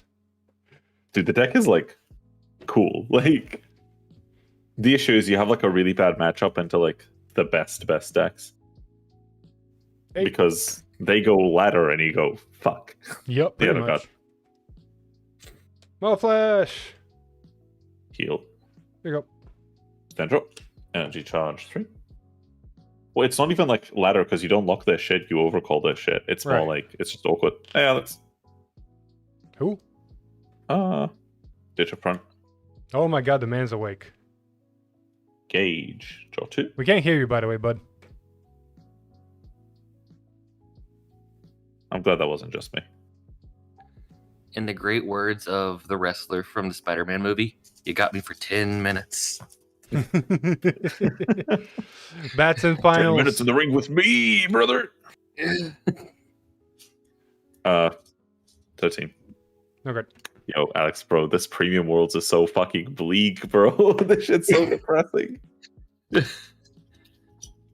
Okay. I got to watch Derek Dow touch himself for 40 minutes before making a mistake that the judge let him take back. Ah, kill me. You think that one's bleak? Wait till you see standard. I have been seeing standard. Elder Gleam was in finals, man. Oh man. Sorry, what's in finals? What is it left but Bav? Yeah, it's Bat versus Bav. Oh god. We kind of knew it was going to happen. Alex, we're in a world where finals for premium could be a Nova Grappler mirror. But one of them is on Victor and one of them is on fucking cringe. I thought only one Nova Grapple player was in finals. No, 2, baby. Well, no. I'm saying I don't know what the second card is. What the second deck I is. thought top 8 was only one Nova. That's what I'm saying. No, it was 2. It was 1 Victor, 1 deck out. Oh. Yeah, it's the Nova Grappler that won on stream is literally a deck out version where you just in main phase keep shouting, which means you rest, you both reveal. No, the Spartan was source. That card was source, but like the rest of it's fucking cringe. Yeah. Literally. Oh, it's a shout mill. Yep. Thing is, like, I think the concept is really funny, but I think the deck being good is like super aids. Like, I think that shit's so toxic. Because it's a bunch of non-games. Like, you don't play Vanguard against that deck. Like, I sit in front of you, I show you a hand and go, by the way, you lose. And you just take my word for it, or we sit there for 40 minutes and I'm just going to make you watch. If Genesis hasn't taught us anything, life finds a way. Okay, but the Genesis one was cool. That was a cool deck. Like, so no, because the difference is, like, this isn't Genesis Mill, this is Melista Mill. Because, like, in Genesis, there was, like, you could play into the deck. Like, it was hard, but you could play into it. Like, Melista would just, like, main phase tell you lost, and you go, oh, okay, I'm dead, I guess. But, like, that's what Shout Mill does. Like, Shout Mill just, like, I sit in front of you in my main phase and go, oh, you lose, by the way. And you go, oh, cool. Cool game, nice. It's like the next round, I guess. One, Bermuda loop. Yeah, that's the Melissa stuff. Yeah, it feels the same. 10. Oh my god, that's fucking cringe, bro.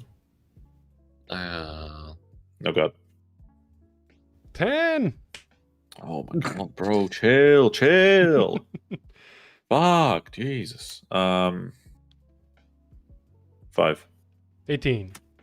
Oh god. Chick crit on me. Front. I was kidding. Pass. He's like, joke's on you, I wanted the damage. For legal reasons, that was a joke. I'm not even going to energy charge. I discard Tiska. Doro. Well, don't worry, Philip. Depending on how things go, if you're still streaming in the next, I don't know, hour, I may be back on. Cool. There's a chance because they're doing finals for premium and standard both separate on stream. Separate, but I want you to know I don't want to be back on, but I might.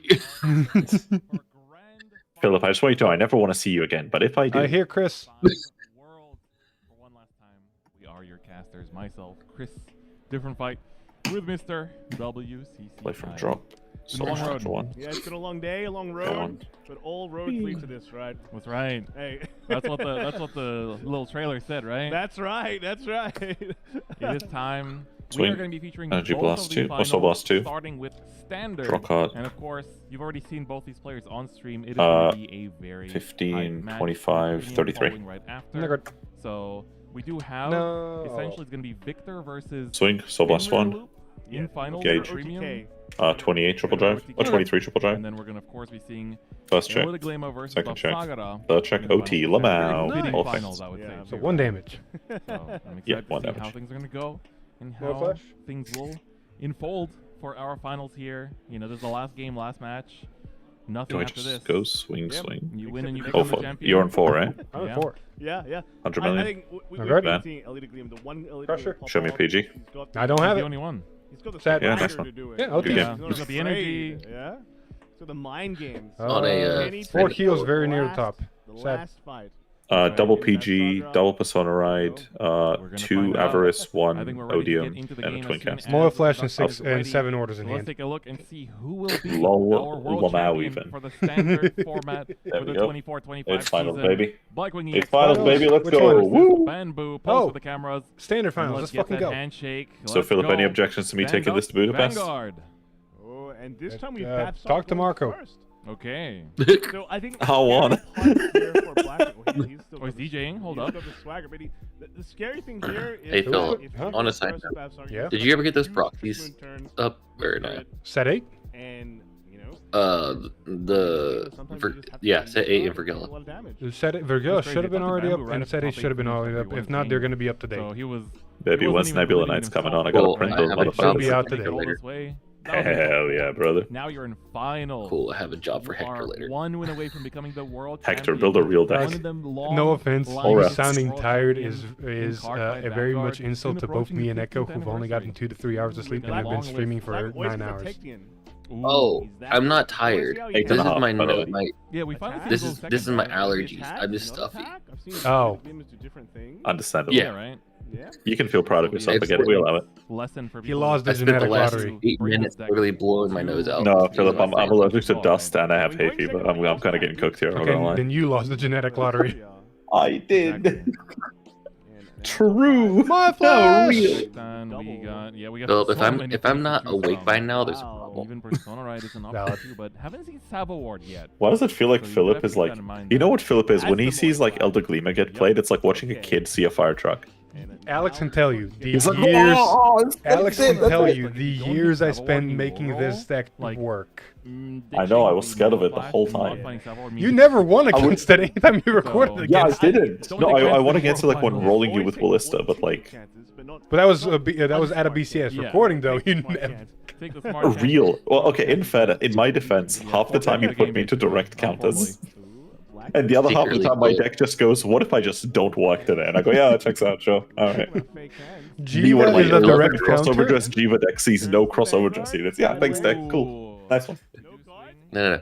Philip secretly over there is like, I want to feel like I am to blame for the current hell. No, this son of a bitch. He goes like, "Oh, you should play fucking Blaster Blade the Vanguard. You know, the deck with really high base power. What if I put you into fucking black?" Bro, fuck off, dude. Let me play my fucking game. And I was Bro, bricking. fuck Hey, off. I was bricking that a lot. Yeah, so did I when I saw no blasters. What the fuck? But hey, you I'm were like, playing. yo, bro, what?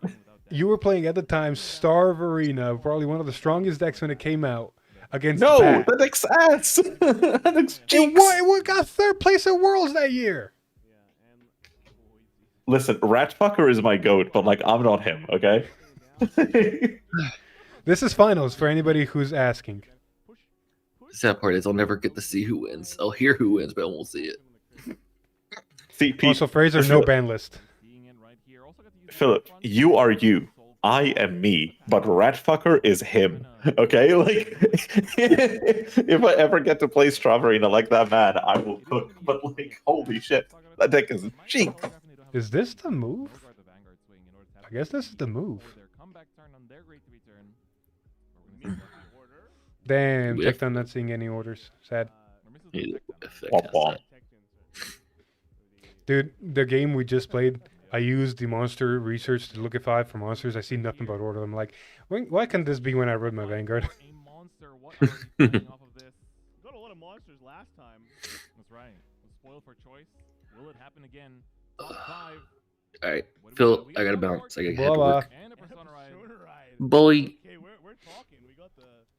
Add the grade 2 to hand, Persona to drop, call the grade 2, do the Tecton combo, deck fit more, do things. You're gonna have to not just like deal with the turn 3 from Bavsargra here, but also, then the turn 4 before you can hit that Persona Ride. So likely it's gonna be discarded here.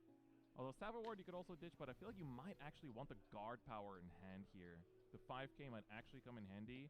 It also could mean you can just call it from hand, but no. Ooh. Persona to hand here instead. Is he really gonna try to wait till Persona Ride turn? Jesus. Vanguard swing rear angle. Oh, it already has Savoard in hand. Never mind. I think doing that. If you're at 0, I feel like you swing face because you're in a competition of face damage. Yeah. Next turn you're very likely taking damage, a lot of damage, so that you can have a huge swing back. But you need to make sure they're close to death than just like 1 damage. I think swinging the rear doesn't really do much. That's to true. Accomplish that. I feel like at this point, the question is also, does Bamboo want that second CB? I mean, obviously it helps with like the big Varelord setup, and we know he has it. Yeah. But it more so becomes the question of how well will you deal with a, you know, Ela de Glima turn 3? This is a perfect field as well. It's like Soul Blast, don't get Yeah, the go draw. space. Like when Bavsargra Soul Blast Let him triggers die the damage. 5, don't get the draw only because there's like Yeah, right. one annoying thing at the front. So blocks this. There's a dock. There's another shieldless card coming through. And just Intercept. Yeah, Cool. 1 CB is enough. We're not going to overcommit here. You can also overdress the Verlord without equipping too. Bamboo's So- being very, very safe, very conservative with the damage. Yeah. Like, you could greed and take another one, just kind of go. I can go even all out, but if I stay low, gives me another turn to Yep. maybe even just press more damage. Exactly. See, while the All you need commentators is are 1 saying CB for the that red line, staying as low long is a as you smart have play, that, which you honestly are can be, champ chillin'. Yes. if Elder Glima just pops off, Get some of the arms. you stay to low damage, sure, you're gonna have to hope for triggers. But now your hand size is also very, very low, so if you don't get triggers, you're gonna No, get punished. Both of them have been equipped. Now it's time to see what will be next. This one's finals, right? We're gonna This get the is shield equipped, get the standards draw. finals. We do have Bavsargra Brickman in the versus drop. Bad. We can use the Honestly, Cindy as probably well predicted. in order to just So what you're saying is you know, we can get emergency our soul ban blast down. list. For Mo Bavsargra Flash already, yeah. To 0. Shield for the draw, yeah. Yep. Bodonut. Draw Nah, 1. Mo Flash to 0. Find a Trust. Nope. Parura. I feel like Mo Flash to 1 is Yeah, fine. we have a Parura in hand as well, so you can make a double Parura column. I mean, Run like, from drop to 50, You just have to 50, commit to the because top 5 a you bit, can a bit harder, right? So Mo Flash to 1, the deck would still function the way it You is. still It's just have harder to chance, see you the still one have Mo the- Flash. another equip this turn, But then but you not replace necessarily that one special Mo for it. Flash with the new promo card that Shuri is just not got gonna get released, much which value just helps you between kind of now. But still right now, Power's doing decently good. accelerate There's a without Verlord in Mo drop, Flash. isn't it? Yeah. So you I get just think two the fact that Cindy Mo to Flash is get back. uncapped is like a bit And crazy, I'm then not gonna lie. When you call the trick Literally behind no Vanguard, you get cost. the CC, and then you can CB on the Verlord to It's not even the no cost, it's the fact you could hypothetically put an infinite number of like to orders. help farm from more hands. It's like a little crazy. Try to You find could just more have a earlier hand maps of to run, like but, you know, try to 10 find more PGs and go like, before okay, Mo dealing Flash with this reveal little all Glima these turn. 10 orders. Oh, look, there's 3 Definitely different mulling ones over it. anyway. I do So get here you it. go. I see it, but I do think I that agree, it's we should also- apply the Japanese yeah, you can use rulings. Cindy first. Japanese Oh, we rulings should apply the worthy. English rulings. There you go. It's 2 Sudi as 2. Yeah, it's kinda I'll be spoiled, honest, so it's like all it three would make the arms. deck a little bit more All balanced. 3 arms. All of them have to be different. But I feel like the deck could still do what it needs to relatively do. low, so you really are. It's still on 1. It's still Yeah. on 1. To be fair, in BCS Cardiff, my opponent Mo Flashed me 3 times in a single turn. Yeah, if you have enough orders where you Because think you clearly, can, so it really comes down to can you draw into more orders or can you guarantee a second Mo Flash, depending on how many orders you have. Because if you don't think like you could do a second Mo Flash by gambling on the draws, you just do all the orders you have in hand. But if you see you can kind of combo with multiple Mo Flashes, it's like, okay, cool, 1, 2, 3, draw, I'll look more, draw, keep going.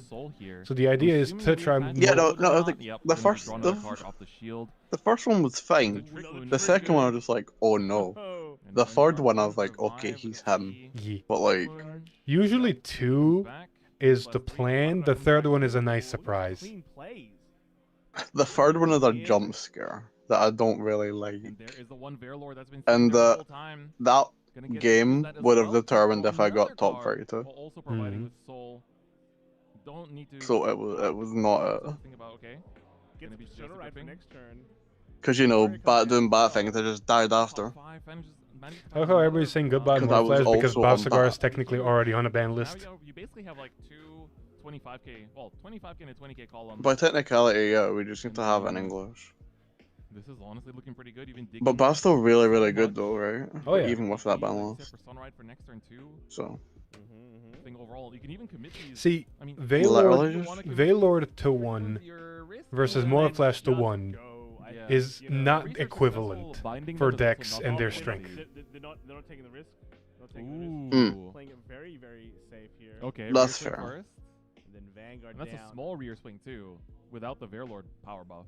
Because I think Bav had a lot more ways to search Regulus, Cindy, said gonna be just 2 damage things here. than. Check. Order. God No, damn. don't see. That's 2 No. orders out the deck. That is big. Yeah. Oh, that's it. Takes this one. He wants to go to 3s. Once that 3. What's got you feeling bad, Philip? What's Yep. up? You hate seeing orders hit damage. Get back the Diava into hand, and that is going to be a pass. Don't we all? That hand is not great for guarding, I'll be honest. It's go time unless the top 5 does not work out for him. Whose hand? The Bav hand or the The Bav Bav hand is not good for guarding. Yeah, like if.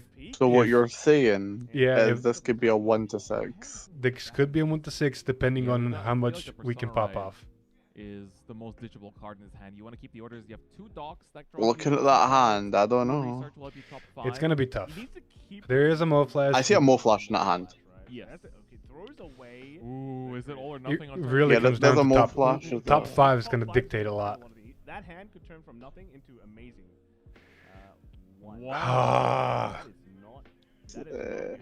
Research successful is the only one you're gonna get. I hope you have a Tech Tide in the hand, though, so you can do that, I guess. Yep.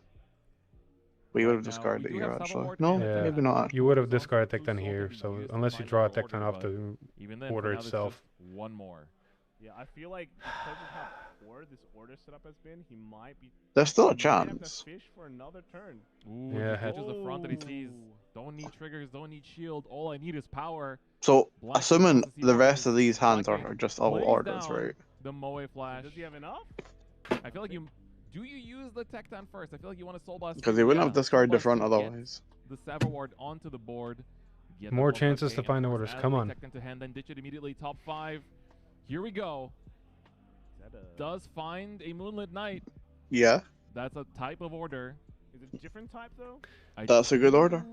You said those 2 docks and a. I don't think top- there was a Moonlit Knight. So this will satisfy the 3 condition. Yeah. Of course, but him playing the Moe Flash, I feel like he already satisfied it. So maybe we just missed one of the orders. I do think so, yeah. So Oh, that might have been already a Moonlit Knight in hand, actually, now that you mentioned it. Yeah. The reprinted Oof. new art of the He's got Soul 3 different. I makes saw sure Doc, I everything saw is Research, slightly and I different. saw Moonlit Knight. He's got 3 different. Question is, I Well, think he it's might be here. gambling to potentially find a way to get another More Flash if he draws into more orders because he's not been seeing a lot of them. I think that makes 3, right? Torrential. Yeah. They have Blue, another Doc, and 2 then soul. the Moonlit. So He's got 1 soul, which means if he hits 1 meteor, he's... Oh no, he's got 2 soul. You're gonna blue research, and then that could find you Okay, a so yeah, you Savaward, can and then salvo that could Tech also find Tech you done. a way to just And then do it again. Yep. All right. He's gonna try and. Who does he get the As other much as soul? possible, right? This is Probably... the moment of It truth. was probably a basically, is trigger, that in all find, honesty. Ooh, meteor. Meteor doesn't really do much though. It's a different Maybe. type, though. That's what it does. Yeah. We just need it for the name right now. Or maybe he discarded Dog and I just missed it, but that would be He's also a using the bad soul play. very aggressively here, Blackwing. You wouldn't. 50-50 on that one. Moe Flash is popped now, so. Alright, let's see. All of them or 3-3? Down. All of them. Oh, there's a lot of cards. Yeah, there's gonna be 1, What? 2, All but 1. 3, 4, 5, So 6, 7. Soul Charge 1, draw 10 1, 2, orders in 3, play. 4 because of Mo Flash. And do we soul charge? You probably soul charge 1 here because you. Yeah, Soul Charge 1 first while the Check deck the is... soul charge one. Oh, he Okay. decided not to Soul Charge. 1. Draw 1, So we have total 4 2, draws in 3, Research. 4 draws, Moonlit Knight. and 2 top 5s. Number 2 The dock will draw you 1, comes the first. and then the second dock, right? Yeah. Going in. So much draw. And now Comes down to top what you're 5. going into. Also, don't forget that, of course, we do have the Oh, it finds a first PG. half of the top 5 stars. That's gonna definitely help if you That's need to survive. broken. But then don't forget. It's great. Because it's not the good PGs. Now So just it's see a fair. dump. Try to find Just see a something. jumbo crusher in that top 5, or I'm gonna say already it have was one in started at hand, some point. and you're cooking. Or am I wrong? I'm not too sure, but we can find 1 top 5. You mean like that? Ooh, there's There the it jumbo. is. All That right. will do it. Kai speaks it into existence. Yep. And now we have, I guess, a pretty good setup. This is clutch. This is going to be very clutch. 3CB, 9 energy. Because he's got 1, 2, 3, 4, 5, 6, 7, 8, 9, 10. 9 energy. He's got 10 cards in order zone. If he's drawn more orders and potentially has another Moa Flash, he can potentially get more. Get the plus 10k on itself if you have But three or the four different opponent's types of hand, orders in your like, order zone. it's not the 5 greatest for gets guarding. also But basically apparently the double Bav the hand damage. has 2 PGs. So Yeah, it's got 2 that is PGs. basically gonna be a not once per turn ability, And not So much it's like- else. keep it's- looping every time the I mean, Uh, 2 all the Green Wave stands. PGs. So again, It Yeah, should but be you gotta enough, think. right? But 10 orders is 1, 2, 3, 4, 5, 6, 7 attacks. 2 PGs stops 2 of them. And then you still got 5 attacks. And then if you return 3 more different Oh types, my then one of god. your rear guards. If you return 5 He's or more different discarding our. types, then you Oh get my the god, he's Vanguard as well, cooking. plus Oh 10k. my god, please tell me he's got another Tech 10. So it's not once Yeah, per Tech 10. turn. There's another Mo Flash in that hand. Orders, Oh, take he's 2 just each got of them. needs to find You one return more. 5 different I ones, think he might need to and find then just one more order. restand the I see a dog in that hand, I'm pretty sure. Has this guy just been stumbling into W's this entire day? And then the yellow Glema. Maybe. This guy's a mood. Using that effect to put that back as well, even if it's without drive checks. Brings so much energy to the room. Realistically, a maximum amount usually of 8 attacks, but those are Is that Elder Breath in that hand I saw? And also with a very thinned out deck after you. Yeah, there is a Mo Flash. There's Dog. He just had a Dock. Take a look. So the question is, does he have one more order? Got the boost already. So I think he's just gonna focus on 2 columns and just swing side by side. Does he think he can survive Doesn't Bob's seem like turn? it. Usually, like the last column for Alita Glema is like no. Because he's still got Persona Ride in hand. He might be trying just to He's got- survive Bob's turn and just kill him on the next one. It's the. He's got Elder Breath in hand. Somewhere I along the think. way, this will become. Either that's Elder or Yeah, he's a got heal. Persona Ride in hand. Swing essentially. Yeah, the previous Right. turn. Otherwise, it's pretty average. No, I said Elder Breath. I said OT. Oh, OT, sorry. It's either OT or it's the heal. I Order can't for tell. turn. He's just calculating. Oh,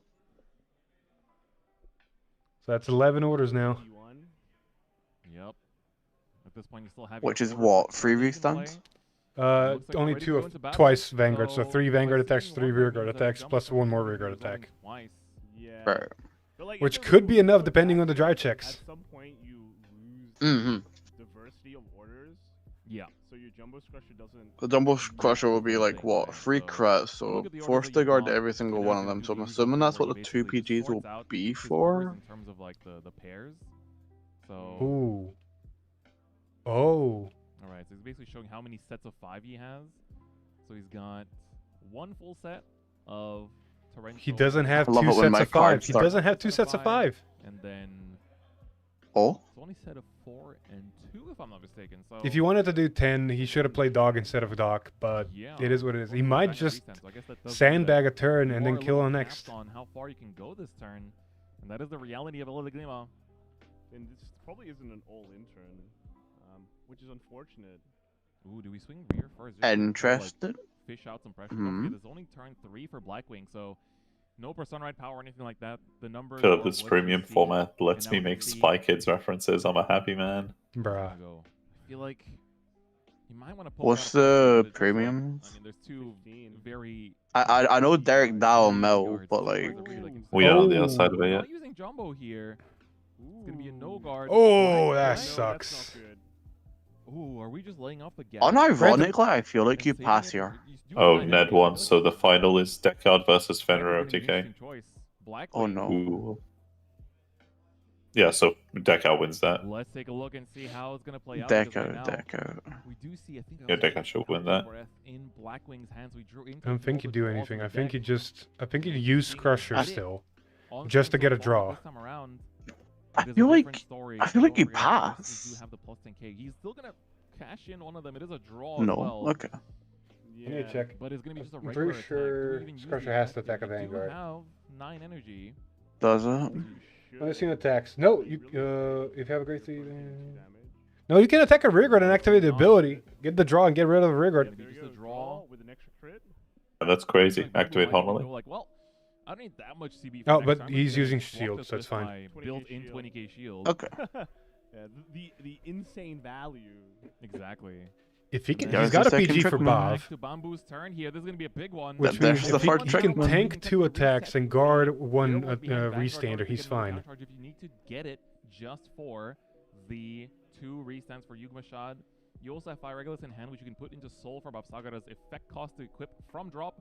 Bavsargra is a unique deck that has arms, weapons that she equips to herself, allowing you to essentially put one on her left or right arms, and they all have different effects. So there's gonna be minimum 4 every time you attacks. equip it, and also a way to guard by Soul Blasting 1, which is a No, you can only get 4 10k attacks shield, in or Yeah. last Soul OT. Blaster's a 10k shield. Whereas the Which sword OT? that No, jumps not this game. Last game OT was out. This game OT's still in. Fuck. and makes it a triple drive. Did you say OT was in his hand or was? That was No, that was- previous semifinals. It will also allow Right, you to right, drive right. on the second Vanguard attack, as we've seen in the previous. I know the matchups sound familiar. It's because it's the same games. I know, right? Other cool thing about it is that I also went for like a nap halfway through. So Oh, I'm like, I kinda think he's going. done. I think he's going for 5 attacks. Which is Yugmashad. At the end of the battle, your Vanguard attack can almost force to restand it. So all He those could. 5k gains will be contributing to basically what can go up to 5 attacks in one Put the turn. fire regalius in. Course, you know, Nice. Yeah, Fireglass in, arm, 5k, Soul Blast, call, counter charge, use Fireglass, find something. And her revive effect has gotten even Yeah. better, where she revives and energy charges 1, a grade 1 or lower, and so use that to get the Trick Moon back. Yeah, into you the can just payload get the with 5 set attacks there. there. So gets the Trick Moon, gets the counter charge, gets the Cindy, who says if your Trick Moon got called from drop, Cindy comes back. Oh my god, this chat is gonna make me off myself. Bro, Half stop of the reading official, chat. no, the official chat is people being like, Bavsargra is only seeing play because it's the new shiny deck. And I'm like, no, it's because it's crazy strong. What do you mean? I was reading chat, but apparently someone This is going to be a tough turn. Yeah, it's a 5 attack turn. Oh no. Verilord is a card that can overdress over Trick Moon, and when it boosts, So, Somebody, Perfect Guard with somebody people Vanguard. give me aneurysms. He's gotta, one of your arms. oh, granted, he's not put any orders back. The chances of defenses are really high. The chances of defensive OT is also very high. So this is now attacking with. I feel like if he doesn't check defensive OT, he does kind of just die here, though. Oh, you don't know his hand. But I think Shiro's right. I think I see OT in hand. So PG and OT in hand guarantee guard 2 attacks. Which means if he's got enough trigger value in shields and defensives like this, because he's going to take the first 2 attacks and hope for all the defensives. Checks Dragon Bait, that's OT fine. or He heal lives. in that hand because I don't have shield value. Yeah, I think that's OT in hand with a PG. No, but he's gonna check Drug Vader Yeah, there we because go. it's just God's favorite. Nah, 2 defensives are fine. That's You perfect near guard the less- Vanguard. nearly enough. Yeah, if you try to check Jack Beta, it's over. Yeah. Yeah, like I said, he's gonna be God's favorite. 53, 73. We're gonna have to see that perfect. I guard forget, come is the through for restand the or once per full turn?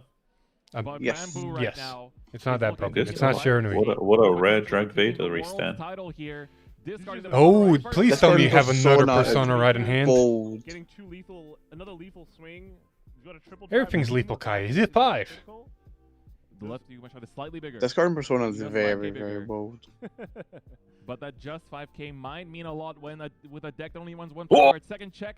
It's Key going. winning world, baby! Woo! The world's Drag Vader. I love Drag Vader! Woo! Checked it to Drag the Vader, Japanese fair and World balanced. Finals. We Second, Hey, no, man. second worlds in a row, baby! Woo! the big 100 million. Hey, man, he can hit 2 power, heals. and he's gonna be attacking with Bavsargra. Second one more worlds in time. a row, This is baby. triple This drive. is over because there's no more PGs on Blackwing's side. Only Yeah, that's it. 1-1. OT wins it. Here comes first. Unless, second yeah, check. He takes unless like he a hits champ. 3 heals right now, it's over. 3 damage. He for runs 2 Bamboo. heals. Whoa. There's still a heal. First He heal. sees it, he's about to heal. Please. For finals. 6 damage heal, No. not the Oh, 7. there you go. Bamboo is your Yeah, world OT wins it. champion for the standard format. And there we go. Damn. Drag Vader. I think It he was was OT in hand, one. okay. I love it. I think he was The one world order was done the shy exact same way, of getting both in the another Japanese Moa format. Flash activate to The get Drag 13 and Vader potentially kill. That stands once more. People bringing call him. Bamboo People to are the calling this first, cringe. Joining the long list of world champions. Look at this in damn cards by chat. Vanguard. That's right. It's like poetry. It just rhymes, you know. You know, Philip, go on my Twitter right now. Look at my last Second tweet. format. Oh yeah, that was your Live tweet. or shifted to one in Japanese format right after that Worlds ended. We're gonna see Because what do you remember how happens. last year's Worlds went? True, for real. Was it OT is no. the same way? Basically. Yeah. Yeah. Oh no. Second worlds in a row, baby. We never learn. Let's go. Yeah, Black All the way Wing. to the finals, and I mean, just a bit short. Same thing happened in Japanese worlds, by the way. A lot of people on the way. And even then, I mean, Blackwing. This is exactly how JP Worlds was won as well, for the record. The region, you know, But just- getting a much deserved to win after her time in the shadows. People in Uh, chat her. That's such a fucking BM. I love that. So BM. That's so good. You know, it also does help that, you know, maybe not so much in the Philippines, but in Indonesia. What a great way you to know, end a lot of players standard. that play the Japanese format too, so- Alright, I'm gonna let the commentators talk for a bit. I'm gonna be right back. There as well, right? So That's right. That was one of the other announcements. I will be in Indonesia pretty soon, so it'll be my first time. nice, Exciting. nice. It should be very exciting. The yes. Asia tour, baby. Asia Slowly, tour. last year Philippines, this year Indo. Oh, they're both in the finals. Oh, well. That's how it works. That's how the cookie crumbles. But yeah, no, that was a crazy good game and a great job to both players. One winning, one making it to the finals, both playing their decks to perfection. Yeah, honestly, and really cool builds. We do have, of course, you can take a look at the journey that they took to get here as well. You know, the entire kind of top 8 bracket that they had to go through in order to win the entire World Final. Because, I mean, this was a long journey for them, and there was a lot of formidable players in that top 8 that they had to take down. So I feel like this is going to be really, really crazy. But first things first, you know, we wrapped up Standard. We wrapped up Standard. You know, these two players, both Blackwing and Bamboo, showed us an amazing time, and Bamboo took it. But we still have one more world champion to crown. But let's take a look at who's playing in it in the Premium Finals. So here we see we had we showed the top 8 at the start. Ned made it to top 4, and together with Derek Dow, we watched on stream. Third place was and then Robo Frenzy. What's Robo Frenzy? Wait, what did I miss? With the victor. Wow. Nothing really, apart from Derek Dow being third place. Why is Derek third? Because he lost. Lol.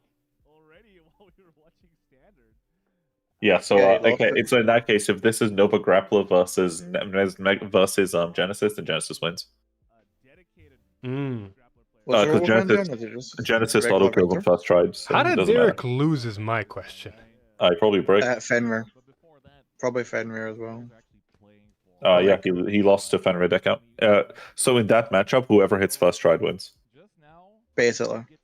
Because you both require GB1 to be live, so you just grade 2 game until one of you just rides up blindly and loses.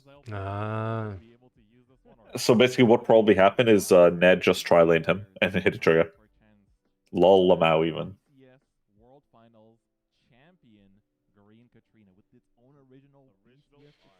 Man, Green Katrina goes hard a little bit. The Katrina art is really nice. The B-side art is really good. I know the Weiss Hearts players are going to be so happy for the Weiss card. What is it, fun? Freerin. Yeah, no, I've been watching that like this week. Danielle finally convinced me. Hell yeah. It's been good. I've been really enjoying it. Nothing has made me happier than watching her tell a little elf to kill herself. It's great. To be fair, Freerin is a contender next to Dandanan and solo leveling for anime of the year. So that's true. Solo leveling. I've never watched an episode of solo leveling. It's literally Aura the anime. You should. It's Aura farming anime. It's good because it knows what it is and it just owns it. The animation is so good. So the thing is that same thing is ticked for me by fucking Braven. Yeah. Anime, I love anime. They know what they are and they own it. They don't try to be something else and say, oh, no, we're not this, and then completely do something. No, they know where they are, they own it, and they do it. Freeren's that way. They know. Dandadan's that way, and even Soul Leveling's that way. It knows it's a fucking aura farming. The story is not complex. It's very simple to follow, and all the animation budget went into animating the fights and making sure it all looks peak. With sound check as well. Oh no, it's finals chat, premium finals. Ned, my guilt. Bring it home to the UK one more time, baby. One more time. How much do we like the fact that premium is who plays solitaire better? They should have hit ladder, baby. If they hit ladder, half of this goes away. Except the fat shout mill. Shout mill should have gone away differently. Yeah. Well, I mean, Ned here like wins on ladder. Like that card wins on ladder. Solitaire premium is insane. So good. Oh my god, I know I'm gonna make some people mad with this, but you know what I realized? What? Certain levels of Vanguard premium are just different type of Yu-Gi-Oh. Certain formats, yeah. Philip Boy riding the 5K. Yes, swing under, baby. Also, so maybe he just doesn't have a grade 1. Yeah, that would check out. Which? Yeah, because Genesis. I wonder what the Angel Feather did. Lost is what he did. Yeah, I know, but still, maybe was it Gize? Yeah, any Angels is Gize. Nah, it could be Proper Gab. Is this Proper Gab is valid, but this would have been or... Gize. No, Melissa Mill is dead. This is OTK. Melissa Mill is literally dead. They banned Dreaming Dragon. Yep. This is OTK. So with OTK, they had set up 2 rear guards, activate ladder, reverse stack 2 crits and 2 crits and OT or 3 crits, and play a grade 1 that says 8 copies all of the power and crit gained by triggers this turn. So you basically give all effects to 1 rear guard. It's your other one, and when you check red OT, you get like 100 million 4 crit, 100 million 4 crit, 100 million 3 crit. and they just Right. Fun. because they're dead. And they die because they die. But you deck yourself out on first try and reverse stack the deck, so it's pretty straightforward. It doesn't seem pretty straightforward. I mean, I the went fact up that, against. sure, you gotta understand the fact that there exists a mill myself to like 3 cards left in deck, and you're gonna die because I'm gonna execute an infinite combo Tachikaze deck. No. Okay, no, enough for that one. I don't need to hear about that. No, that deck's cool though. It is. It's once I saw it in action in person, I was like, oh my god, this is amazing. So you know the funny thing? All 3 of the deck out decks we've discussed, all 3 of the loop decks we've discussed were all created by the same guy. Yeah, because he's got a signature. It's Cormac. Well, Cormac just likes alt win cons because it's also the same reason he played. He technically made Mythiar Colony and he technically made Dentarian deck out. Nice. Who made main phase I'm gonna kill you, Nova Grappler? Not shout, but actual attacks. Oh, that's that they released a card that said it does that. That's not a spicy tech. They printed Merciless Dragon. Yeah, but someone found a very cool combo where it basically infinite loops until swing. No, it doesn't infinite because you run out of cards in hand in CB. Okay. You just spam it until you run out of CB and stuff. Who That was the Beast Lady stuff in top 16 of BCS. So the thing is, it does an infinite loop. It just, if you check a couple triggers, you just kind of win the game, and you just had a few games where you check triggers. Because the thing is, if you swing and any of your first triple drive is like a trigger, arguably, if it's ideally a crit, then you kind of just melt their entire hand. Right. Like it's not like a special source or anything. That deck's pretty straightforward. That deck's like your entire main deck is counter charge and restanders. So. Right, so it's just regular Vanguard. Yeah, but it's main phase, so it's a little cringe. But like it's fine. That deck's fine. It's like trigger sack, whatever. But the current deck out is like giga cringe. Yeah. Because it just looks at you in main phase and go, you die, and you go, oh, okay, cool. Guess I'll go then. I was I think I got myself milled out against what's that Fenrir player? That was Cormac, right? And Cardiff. Yeah. And at the start of the game, it's just like if you're playing Gize, I'll skip. I'm just like, wait, what?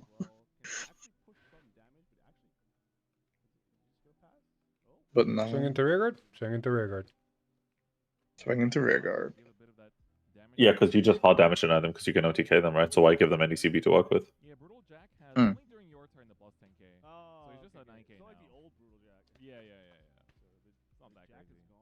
What is that? That's not Drilling Angel. That's what are we on about? No, that's the original Fenrir main support grade 2. That's Glepne. No, the one that you drive checked. Oh, what do you drive check? Some angel looking thing. Oh, so that's basically a card that lets him add a card from damage to hand. So if he damage checks ladder, he still has it. Right. So yeah, you literally can't whiff ladder in this deck. Zubat!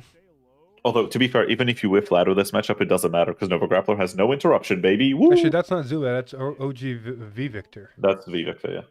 Does V Victor into... You do run Zubat, you go 2-2-2. So 2G, 2V, 2 Zubat. Mm.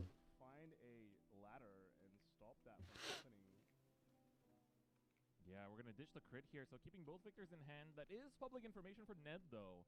Knowing that two of those cards in hand of a very small hand are grade 3s. Yeah.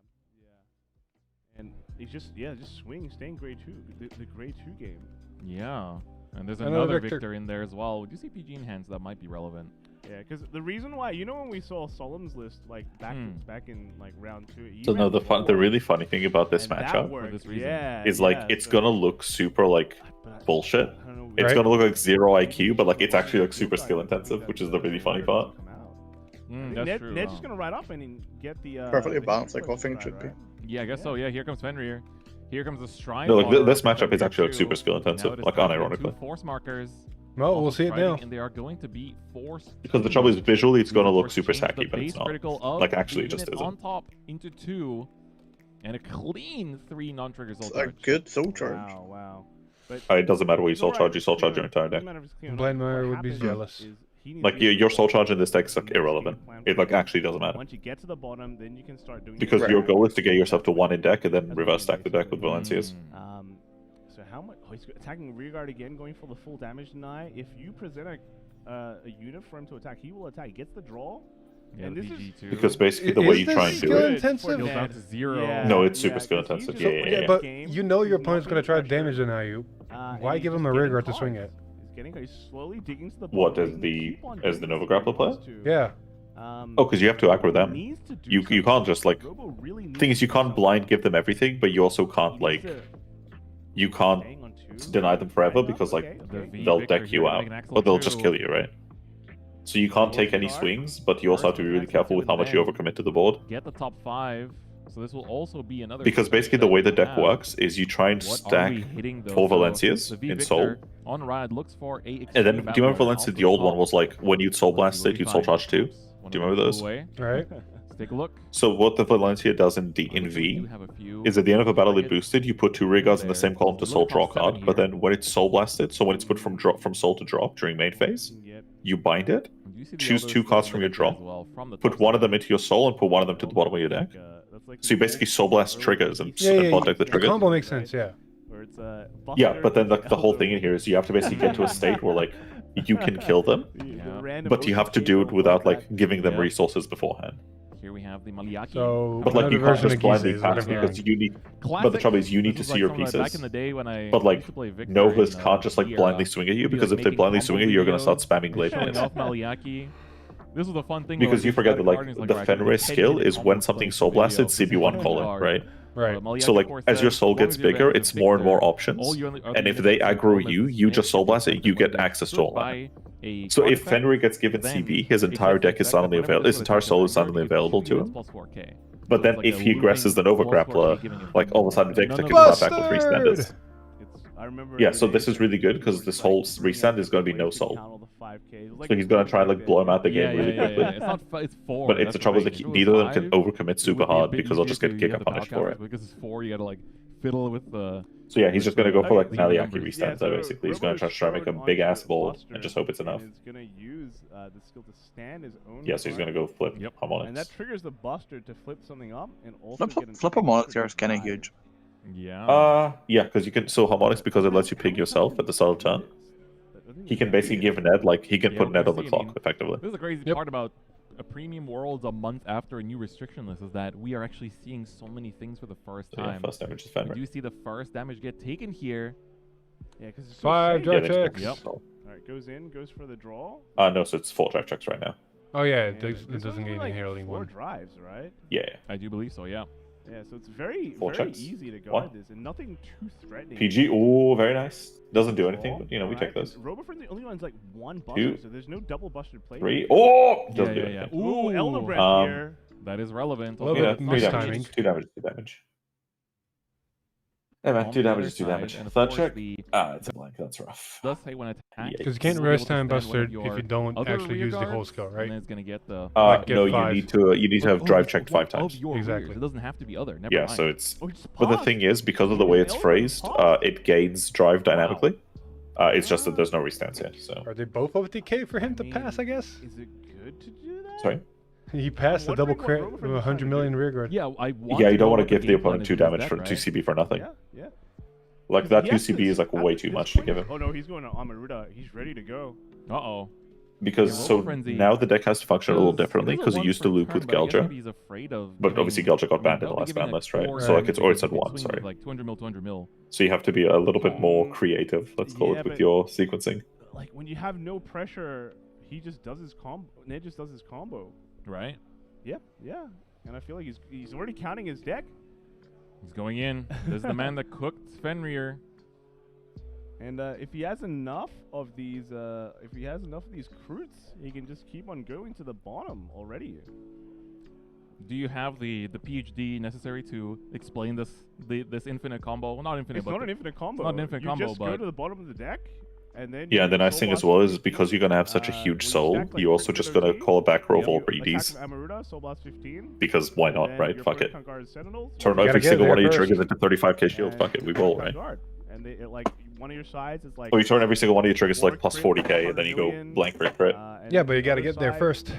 Can copy that power. Well, that's the game state, right? Whoever gets to the win con first just auto wins. Yeah. CB1, copy the other. Because like the issue for Robo now is OT's out. 3 attacks.